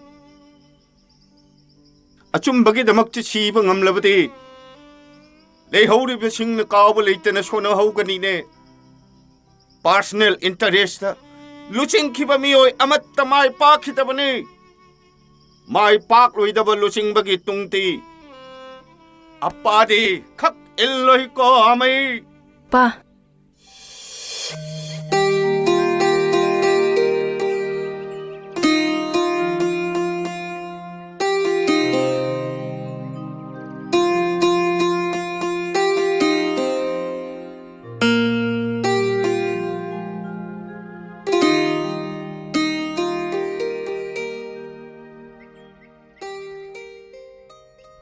ꯀꯩꯒꯤꯅꯣ ꯑꯗꯨꯛ ꯃꯨꯟꯅ ꯌꯦꯡꯕꯗꯤ ꯑꯦ ꯀꯩꯅꯣ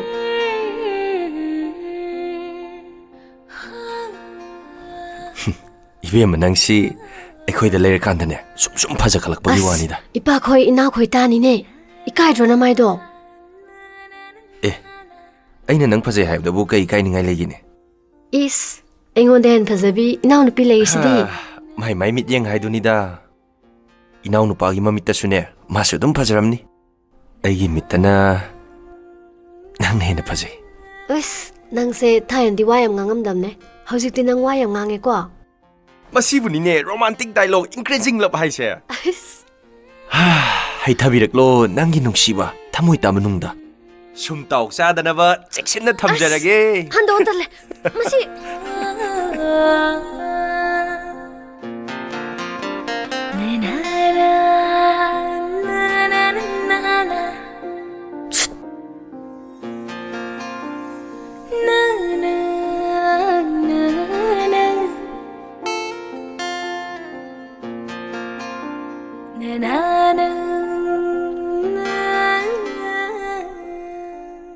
이빠가 포토 까미나리바 anga homse kana kanara 에코이 실나 옴니 ase nangra 마삼 짭짭 용부세 에이니 아두가 시기 메아이 탕모시나네 이나우누빠 시시나 예 탕모시나네 에코이 따송니 에이 따송다나 나코 쿰무니 포토도 꼭 쿰나브라 에코이 기사나비다디네 포토도 얼수 꼭 쿰네 쿰무 오 아두 얼브라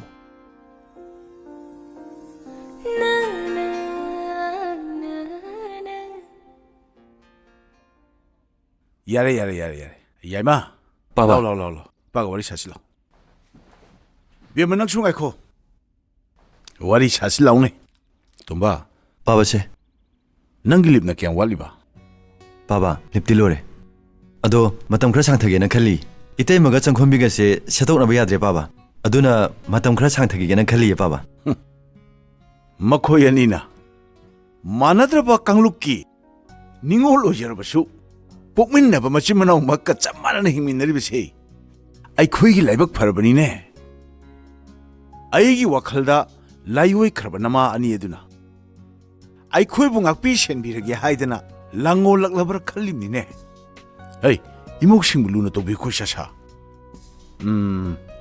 아도 야이마 난게 타박나 감도로봐 아 빠바 타박 내래 에 까이 타박노 레이리보 나시 조인 떠우드이니 하 까이 타박노 주행 슝게 빠바 송가이라다우네 하시네 이디 빠바 주행 글라스 함드네 루파 따라 농마다 주행 글라스 아마 요라디 루파 리싱 아마 주로보기 크라 카이도크로 kaithel da tari ba police masa masu traffic moina kaiba gi loina khaido khra gane lupa chonga di shoiden leme thama da di lupa lising tranga ai khoi ni angang yaw sun ti lai khoi te HD ba ash te HD ba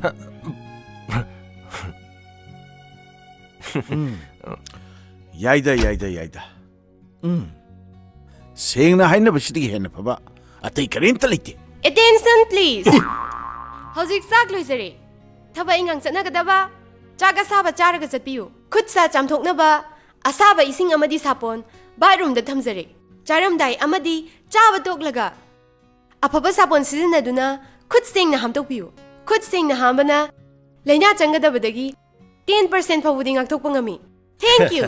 ai mungi chakpao si bok di ba yung ga se pai do mali he tayai nanau pigi se training da sum yorop pagi thado pangam na tawri ne Itai imung ama haibase aeroplane dongna khanbiu. Aeroplane amada tongliba passenger singbu pilot amadi crew member singna malangda soiding amdana pubugum yum aduda lariba mioi sing aduna yum dubu aeroplane oina khalabadi aikoi kaidong nungdusu khanaroi kaidong nungdusu kainaroi masi panglabina nawi thazabani. Thank you.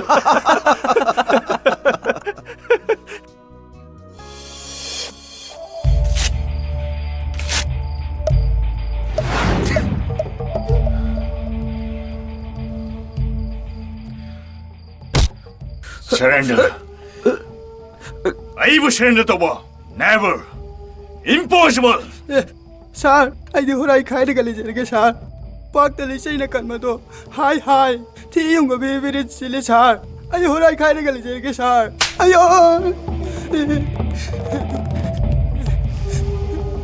Howzik nang aikoy hek tap to ke khalaba. Nang shigani.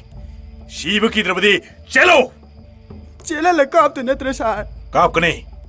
Chelo kap kane. Chela roi, sir. Sar ki nanai ho jarege. Hakchang namduna le jarege, sir. Sir. Ayo ima.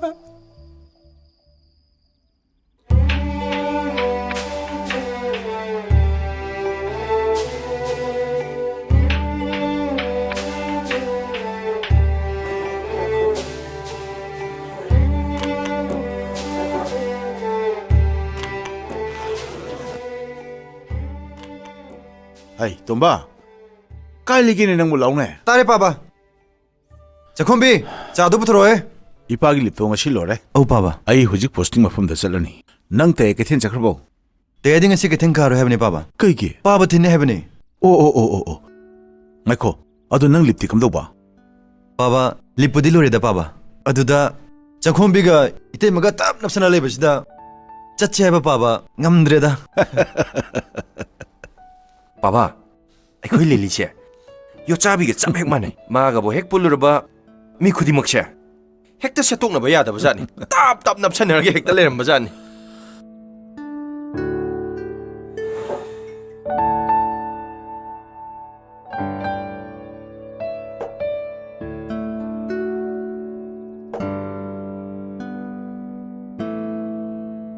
Attention please. Cha leizare. Aikoi sefi sari. Punna cha thakmin hongna ba koksin jarake. Thank you. 머우야이면 피샤리바. baba khangdreda haibo haibra kaino khudai shari ekhoi temasidi pangai da haida paba mana ukhiba yengkhiba hektai tu yena khadane sing oina na ba shanthi sai saraga phaurise itai mana sari ne me as angakpani 베마. 라라라. 낭무 피샤와 하이브르네. Ipa, pasana sabade hatrida. 베마. 낭나 똑토록보 코딩막세. 이꾸기 타모이데 사이나 비도. 영어이. 낭나 사자리바 피샤 꼰체. 마이테이나 네임두나 사람바니네. Ipa, ꯁꯖꯤꯕꯨ ꯆꯩꯔꯥꯎꯕ ꯀꯨꯏꯗ꯭ꯔꯦ ꯃꯩꯇꯩꯅ ꯁꯥꯕ ꯈꯨꯗꯩꯁꯦ ꯑꯩꯒꯤꯗꯤ ꯈ꯭ꯋꯥꯏꯗꯒꯤ ꯄꯥꯝꯖꯕ ꯐꯤꯅꯦ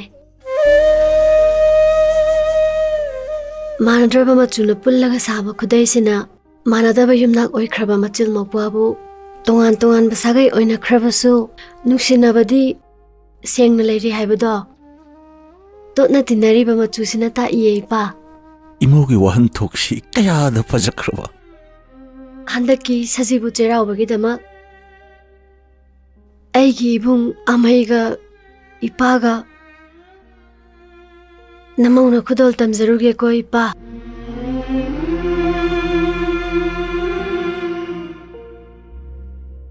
이모 이베마 이모의 와히 따보다 이꼬디 뿌링 눅시 चलो नपाम लमदमदा चत्तुना नबुंगी नपागी ननमगी ngam khudol tamusho shajibugi nongma panbai se maite ye khoigi chahi hobu numini chalo napam da thilu so koibe ma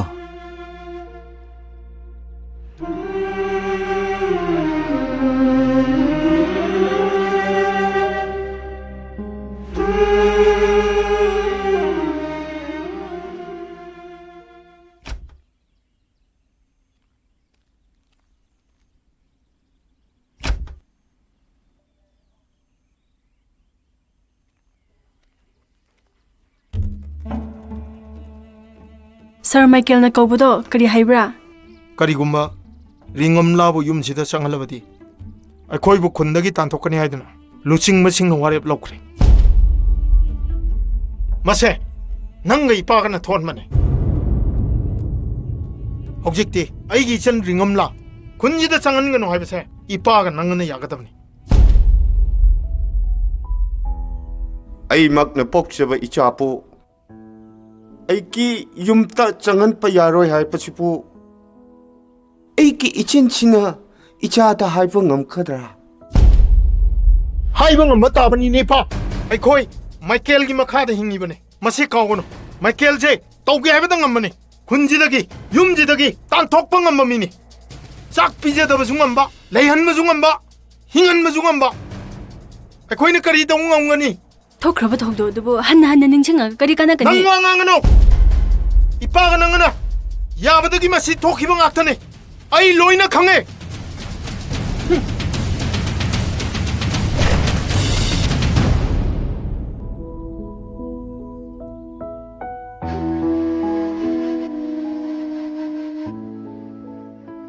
이빠 प्रभो फत्तब तौबसिंगिदमक पोकपीख्रबा फत्तब तौबसिंगिदमक्ते हिंगने क्रॉसता सैना खांख्रबा ए इपा प्रभो मियोइपकी वाखलदा लोइना तुना लैरिबा फत्तब पुमनमक लौथोकपीख्रो इ अमदि मैगी मसक मांगन पीख्रो नुंगसीपकी इमाई पाना चेनपा इचेलना ताइपंगसे अमुक्तदि इंहल्लो हाइचबा निचबा पुमनमक इपा नंगी मिंगतने आमेन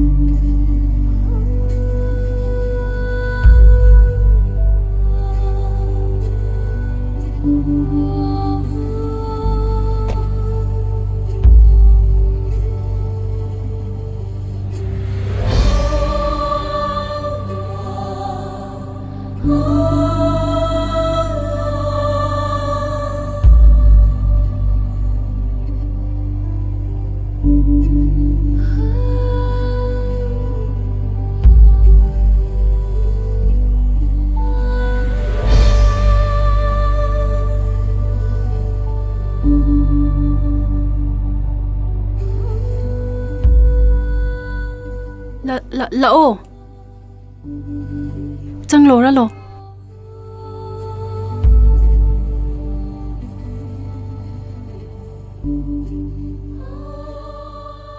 John, se, sina John gi. Aba, ai Jairabagi khudal piba lakpane.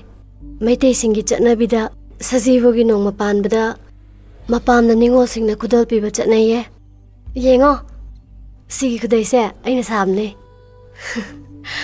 Machu na punduna saba khudai sina machin mokpa manadraba sagai de hingna khrabasu nungsibadi adum punminari haiba tae. Se, sina abagi aduga sina amaigi ne. Nang sida kanagi yabi yaurka changi. Ha? Amai. Nachana yumda lakpabu kanagi yaba lawgadra. Ayabi yaudrabani nang yumjida changma yadrabane. Nang Michael gi mi udringaida Imphal da yam thu chako. Hoi. Ai hankhige amai. Ado nachana maitei gi fisa khol da saba. Jairabagi khudol sima di lawbiyo ko. Lawbiyo amai. Kari gi khudol. Aina chakro di chakro dana. Attention please. Kari gi attention please. Ting tong. Sorry. Thank you. Nangi ting tong thank you na ibu son ma phaba ngamgadra. Abi. Nang ngapra. Nang bu ngawro bro. Shimle khra mili khijan han khlai. Hoi ngaw ola bro nang. Ai ngawre. Ai ngawre. Ai ngawbane. Nang no henba ipa no henba. Nang ngawpati. Ngawpati mi gi marak talai bayate. Shati lamlak talai kathaba. Nang chalo. Nang chalo. Chalo ne. Aba. Talai bayaroi nang. Chalo. Chalo.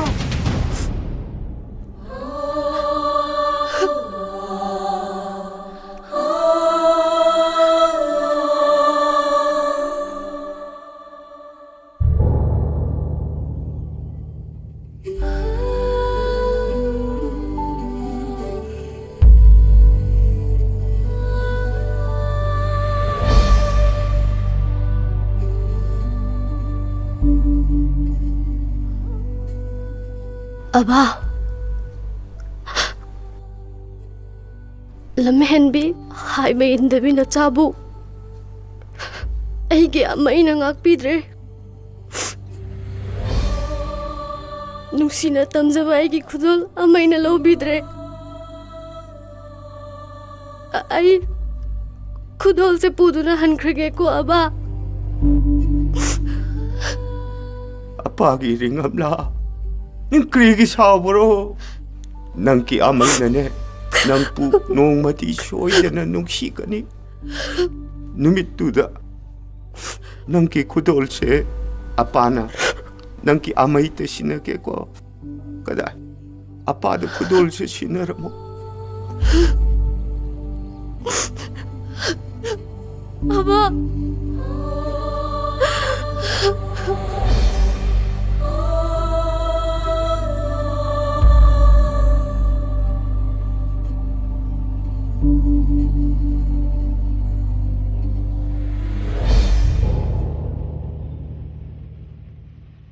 Takome. Ha. Mi sukra latle. Nungsa su sagle. Ngakta phamjira. Yai ne. Phamusilo. Yai yai.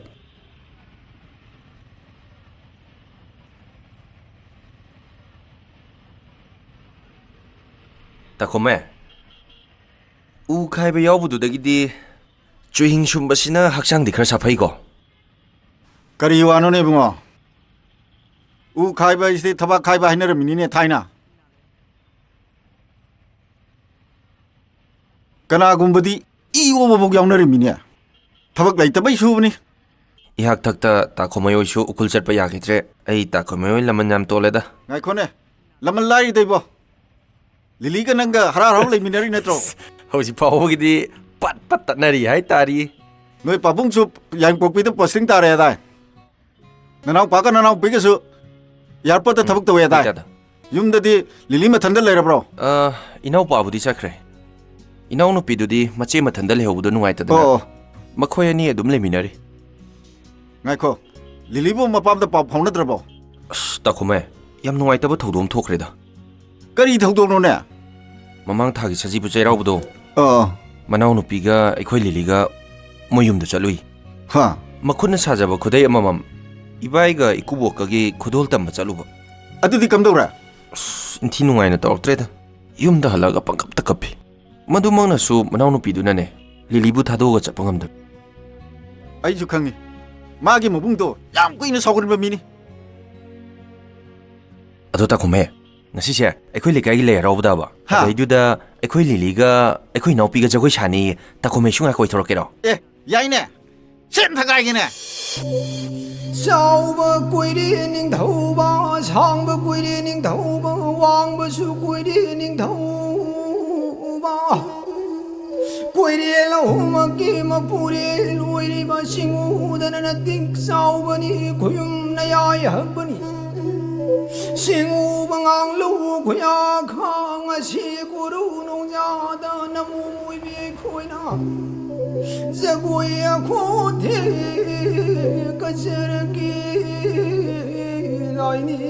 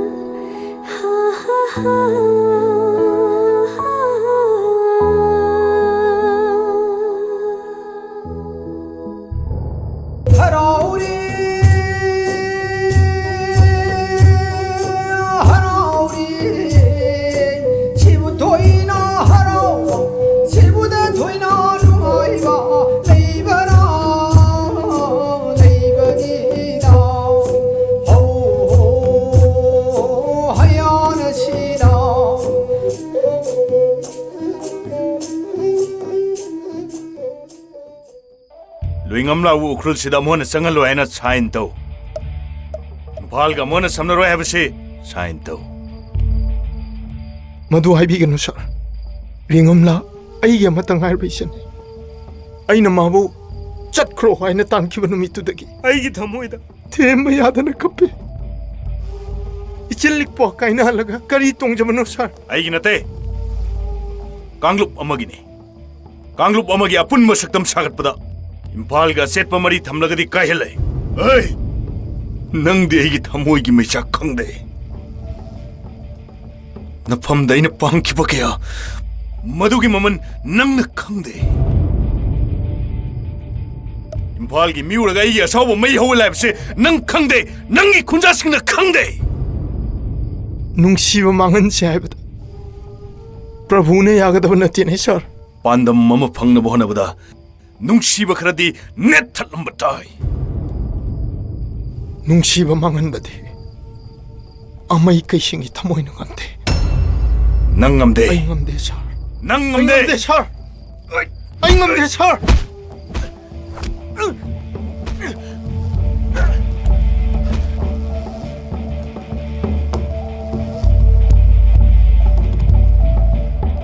ꯁꯥꯔ ꯁꯥꯔ ꯈꯨꯗꯝ ꯃꯌꯥꯝ ꯂꯩ ꯁꯥꯔ. ꯑꯩꯈꯣꯏ ꯆꯦꯜꯂꯨꯔꯁꯦ ꯅꯠꯇ꯭ꯔꯗꯤ ꯈꯨꯗꯣꯡꯊꯤꯕ ꯅꯪꯒꯅꯤ ꯁꯥꯔ.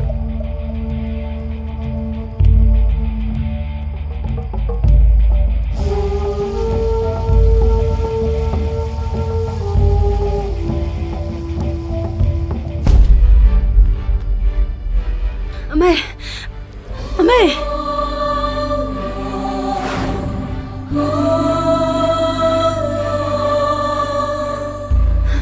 Amay! Nang nangisi tawribase karino? Kailan na nasadagli? Nangwangang dri kaygino? Ha? Aba! Amay! Nangwangango! Ngasige tawdoose!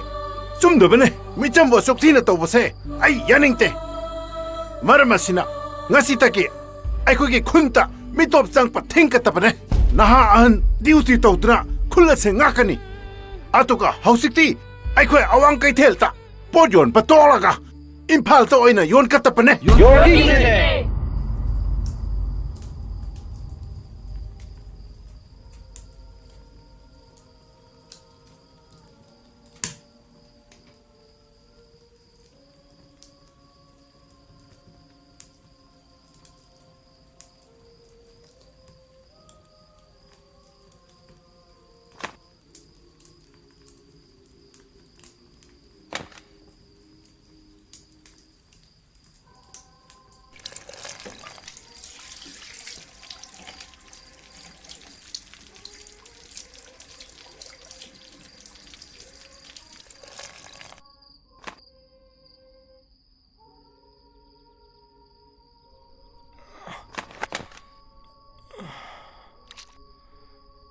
Mày, higayagise.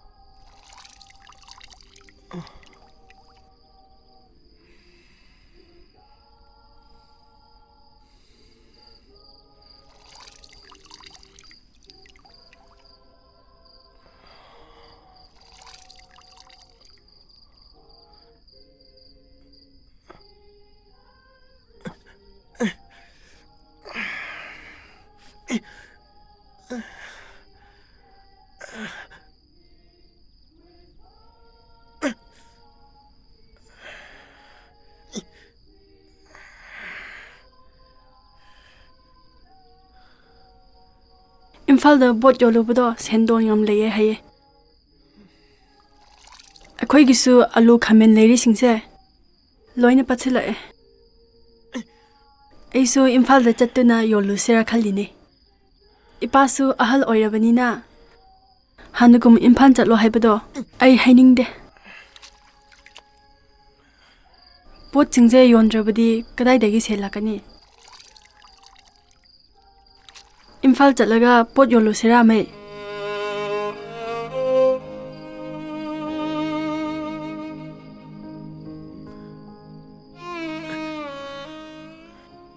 Nangna yadrabasu aide ani hoiga chatlage khalle.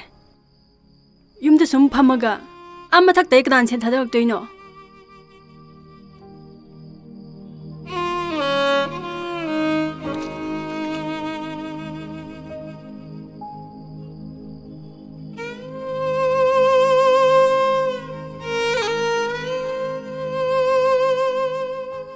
Ngachan namai dai visa khol da saba cherau bagi khudo sima dilau biyo ko kari gi khudo aina chakro di chakro da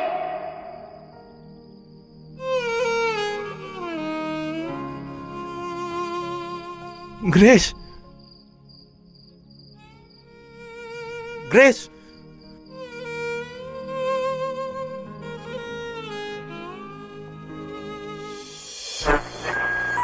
Yaudabra. Okay.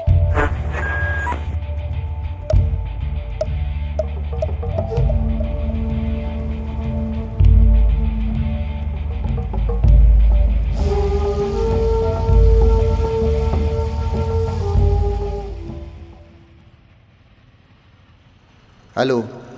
Nungshiraba ima khwaramal kaithen asida pot onbiriba khwai punamak mafamda ningsingjari madudi. Ngasi asi ukhulragi miyam ama lalonba ima khwaramal kaithen da lakli. Miyam na makhoigi phampam pibiduna nungsi chanana pot onminasi haiduna tinbiriba ima ibel kaithel asida leibiriba nungsiba punamakta ningsingjari.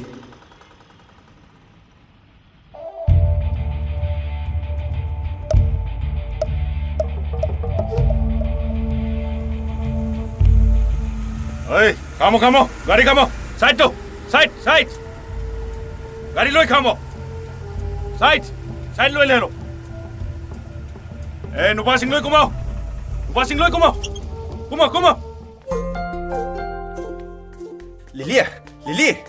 Lilia. Kedore. Hanta ukhul da irang ama thokibdo aduduna awang khul da lalo mapta chanadri. Khwairamban ke thendane ukhul gi mi me ama lalo mala e. Ipa ko yarong ne asa thakra pirusira. Hey, nupasing loi kumo. Hey, manung Nama talo thare jile pamlo. Loi kumo. Manung da kana sulot pero. Kumo. Nang manung da dum leyo.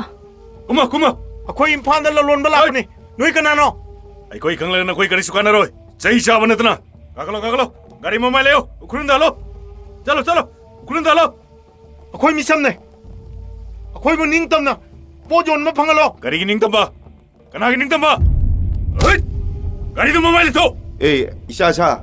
Ekoi imphal pot yon ba chacha bane. Ekoi bu thadok pe yone. Ting kanu ba. Yaram moida. Yarum dra su pau di hang be yaidana. Chakyom semuslo. ꯀꯩꯗꯧꯔꯒꯦ ꯅꯪꯅ ꯇꯨꯃꯤꯟ ꯂꯩꯗꯨꯕꯣ ꯑꯩ ꯍꯥꯏꯁꯦ ꯑꯝꯇ ꯌꯥꯎꯕ ꯑꯁ ꯂꯥꯛꯑꯣ ꯆꯠꯂꯣ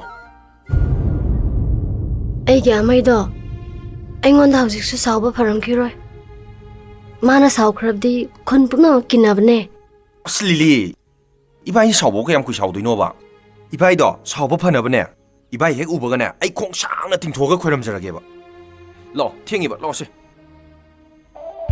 ꯑꯩꯈꯣꯏꯅ ꯄꯣꯠ ꯌꯣꯟꯕ ꯆꯠꯂꯒ ꯅꯪꯅ ꯀꯩꯒꯤ ꯊꯤꯡꯕꯅꯣ ꯑꯋꯥꯡ ꯀꯩꯊꯦꯜꯗ ꯄꯣꯠ ꯌꯣꯟꯕ꯭ꯔꯥ ꯑꯩꯈꯣꯏꯅ ꯀꯔꯤꯒꯤ ꯏꯝꯐꯥꯜꯗ ꯄꯣꯠ ꯌꯣꯟꯕ ꯆꯠꯄ꯭ꯔꯥ ꯑꯋꯥꯡ ꯀꯩꯊꯦꯜꯗꯤ ꯃꯤꯒꯤ ꯀꯩꯊꯦꯜ ꯏꯝꯐꯥꯜ ꯀꯩꯊꯦꯜꯅ ꯑꯩꯈꯣꯏ ꯀꯩꯊꯦꯜ ꯑꯩꯈꯣꯏꯒꯤ ꯒꯚꯔꯟꯃꯦꯟꯠꯀꯤ ꯑꯌꯥꯕ ꯌꯥꯎꯗꯅ ꯏꯝꯐꯥꯜꯗ ꯄꯣꯠ ꯌꯣꯟꯕ ꯆꯠꯂꯕꯗꯤ ꯒꯥꯔꯤ ꯑꯃꯗ ꯔꯨꯄꯤꯁ 10,000 ꯔꯣꯗ ꯇꯦꯛꯁ ꯑꯣꯏꯅ ꯄꯤꯒꯗꯕꯅꯦ ꯀꯔꯤꯒꯤ ꯔꯣꯗ ꯇꯦꯛꯁ ꯀꯅꯥꯒꯤ ꯒꯣꯔꯃꯦꯟ ꯅꯈꯣꯏ ꯀꯅꯥꯅꯣ ꯍꯥꯟꯅ ꯃꯁꯛ ꯇꯥꯛꯑꯣ ꯏꯁꯥꯒꯤ ꯂꯩꯃꯥꯏꯗ ꯏꯁꯥꯒꯤ ꯂꯝꯕꯤꯗ ꯄꯣꯠ ꯌꯣꯟꯕꯗ ꯀꯔꯤꯒꯤ ꯇꯦꯛꯁ ꯑꯩꯈꯣꯏ ꯁꯦꯜ ꯄꯤꯕ ꯉꯝꯃꯣꯏ ꯅꯪ ꯁꯤꯒꯦꯔꯥ ꯍꯜꯂꯣ 경고 미tum이 사서도 무슨 글리치입니다 사서도 미점 ꯑꯩꯈꯣꯏꯕꯨ ꯍꯥꯠꯄ ꯄꯥꯝꯅꯕ ꯅꯠꯇ꯭ꯔꯣ hello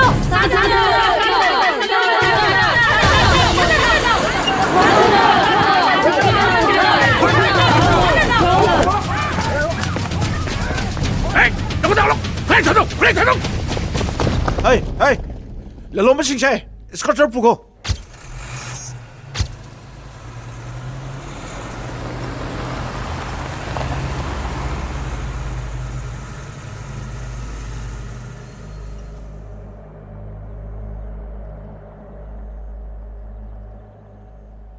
그러기나 랄롬바 싱실론이 팅샤 그러기나 농마이 올라가 미끼 헬시 그러기나 그런 물 없노 그리고 나만 놈이 금절리대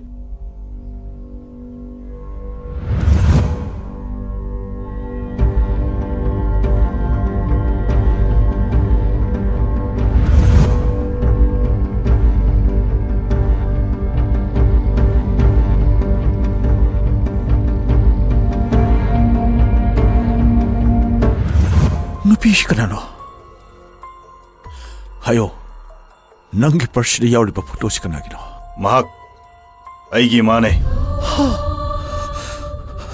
아두디 낭 아이기야 소바 마니 낭 아이기 자나 빠소보니 빠기 붕어 까리노 낭 시토름리바 시바 낭이 빠다 까리 뺀다블레이 낭 까이나버기 와클나 라이나 오이 크비 낭 문웅 시리 욕처럼비 메테이나 마도 낭 할락다바드기 따이멍 타도 그래 남탁 우나막 남탁네 아소바 땀박도 뿌그니 하이신나두나 아이기 마부 땅굴 미야모왕도 이까이 피로 그만 키분하더라 마두기 와클나 아이기 마기 뿐치 땐 키분해 아이부 욕부기 맹다 마이테이는 삐두다 아이부 신나 키분해 이나와 니가 아이기 마르트 탐키부 캐나봐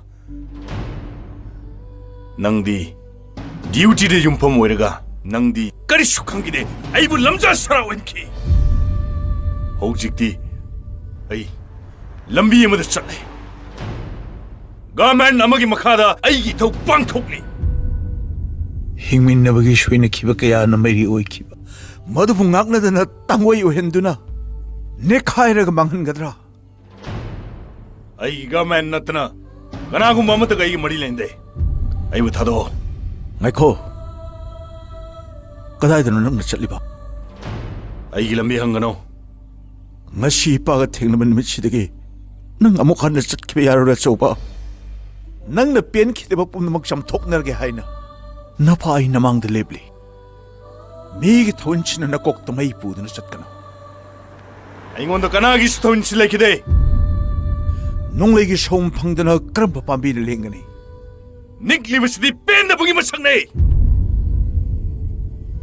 ipa cha samthokna banatana nongmai makhona dinang pelhen ngamgadra nongmai bom top maiku machine taba aigi lamda masida penda bugi wakat tabina bakana asulete nangbu thengnabagi wari targa nangbu thadokkhibada nanawani naibu soidna warogani aigi lambi thado aigi pandam phangdri nangi karamba pandam awang musingi apun masakam sagatpa launam matam pak kainaba nangi hakchang tang khai khaidok saibada isana yarurbrane pagi bunga aikoi amatane haibase aikoi gi gamen yade wafam masikan lauri busing matakta aina kuthari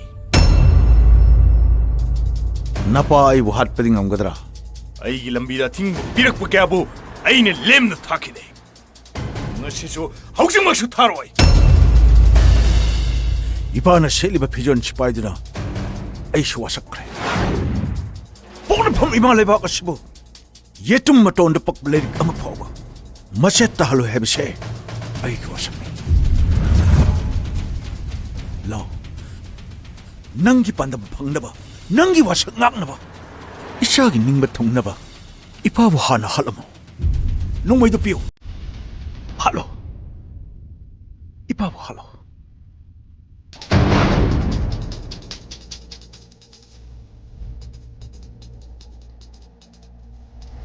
nang na pen na ba apam ko ng pangtok na ba ipabu halo ipagi thawai se nakutta sinarabani ipagi soba nangi nan thung na ba ipabu halo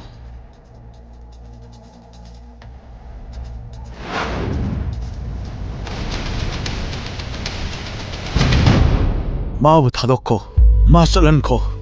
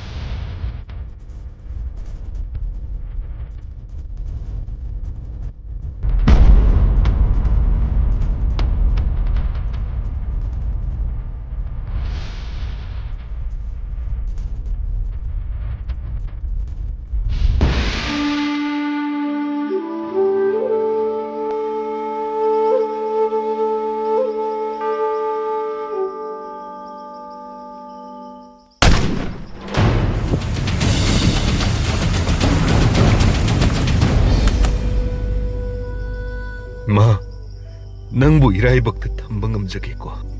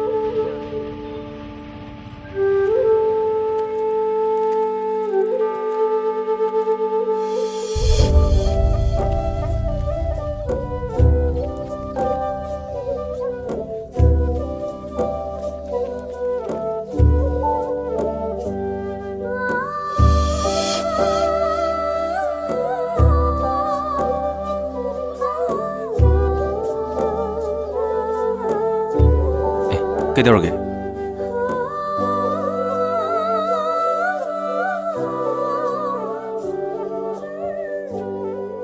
Ibung, ukrul dagira. Aibu yango, aisu ukrul ki tangkhol ningol ne.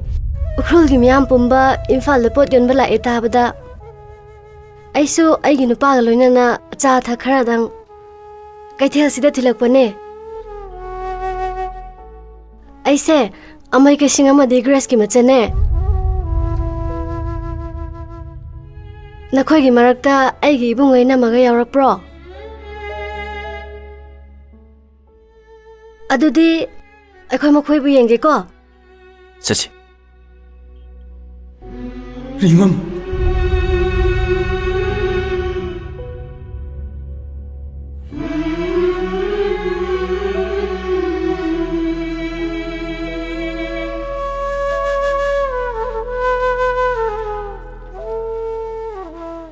ꯀꯅꯥꯔꯥ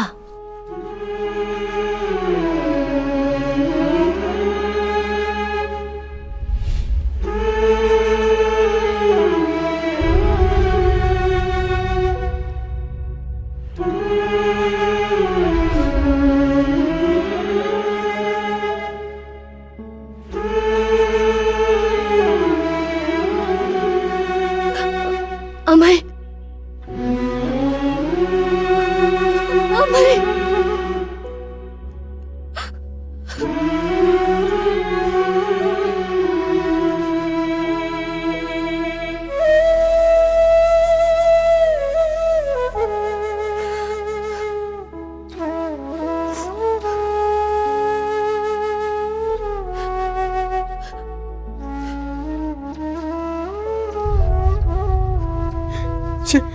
ꯁꯤ ꯎꯕ꯭ꯔꯥ ꯅꯪꯅ ꯆꯩꯔꯥꯎꯕꯒꯤ ꯄꯤꯔꯝꯕ ꯈꯨꯗꯣꯜꯗꯨꯅꯤ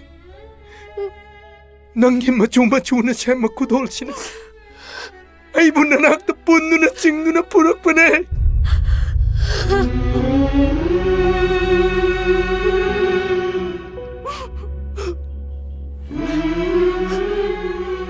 ꯑꯩꯈꯣꯏꯒꯤ ꯏꯔꯛꯇ ꯀꯅꯥ ꯀꯅꯥꯅ ꯄꯪꯍꯥꯏꯗ ꯍꯥꯏꯖꯤꯟꯕ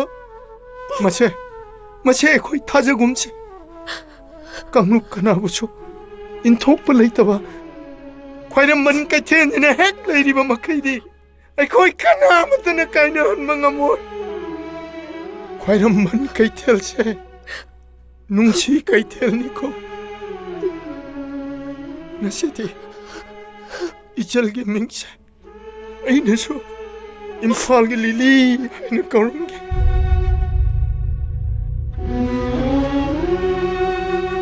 ꯚꯥꯏ ꯉꯁꯤꯗꯤ ꯅꯁꯦꯟꯒꯤ ꯌꯨꯝꯗ ꯑꯃꯨꯛꯇ ꯆꯪꯉꯨꯁꯤ ꯑꯃꯩ ꯌꯨꯝꯗ ꯆꯪꯁꯦ ꯂꯥꯛꯑꯣ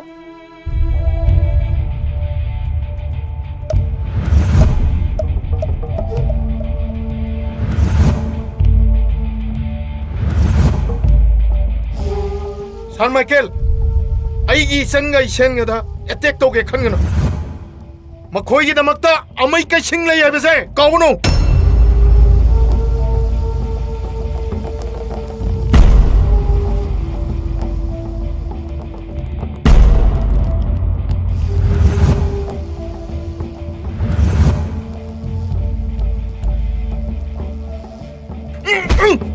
ꯑꯃꯩ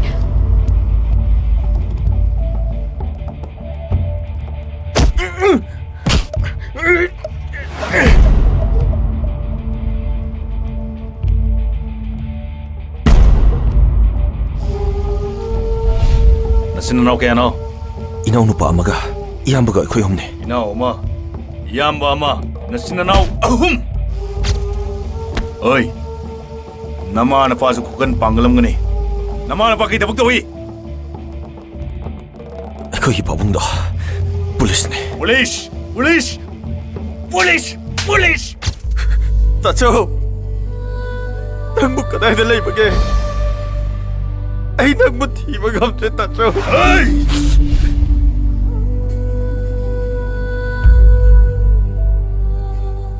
Hiringamla, nangi kokta fihapo. Nangi na furoy base. Ay irem kaki nauni.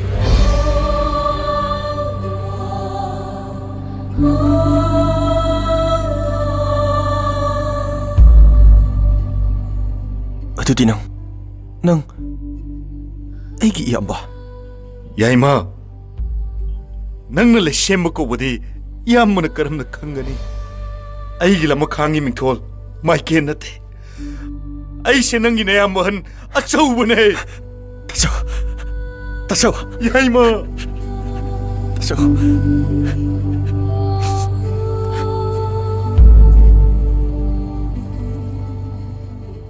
아마이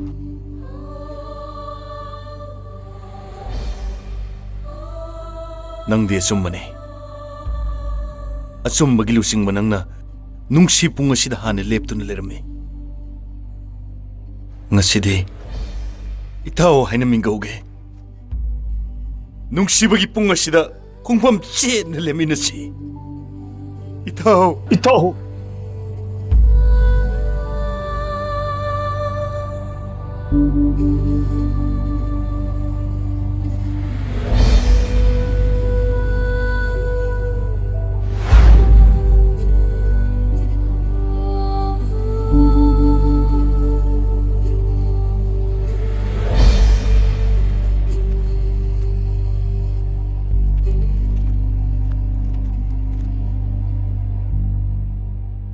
이파게 좁아.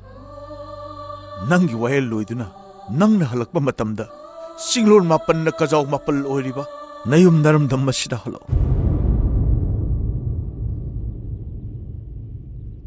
낭나 ngang 이스쿨 할락바다 빠는 아이키바도 모두 막 꿈이 빠는 낭뭉아롱겠고.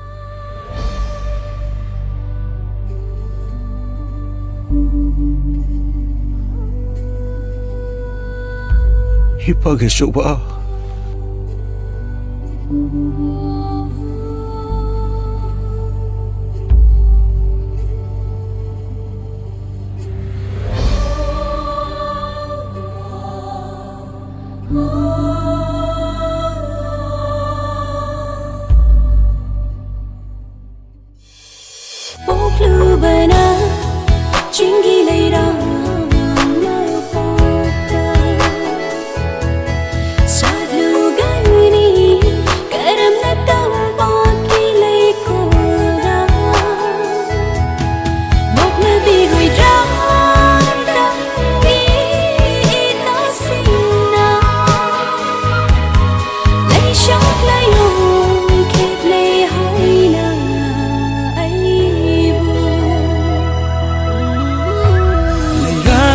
Satang babu akak na balay ko laybara Jinggilay rang na hak na Tamgilay ko na sat padi Sajik tabagong mandani Ay ting suhena hak ka Sajik tabagong mandani Ay ting suhena hak Kapung don li Raparada chili wo Naram chi hui Liga thada wan li rakhala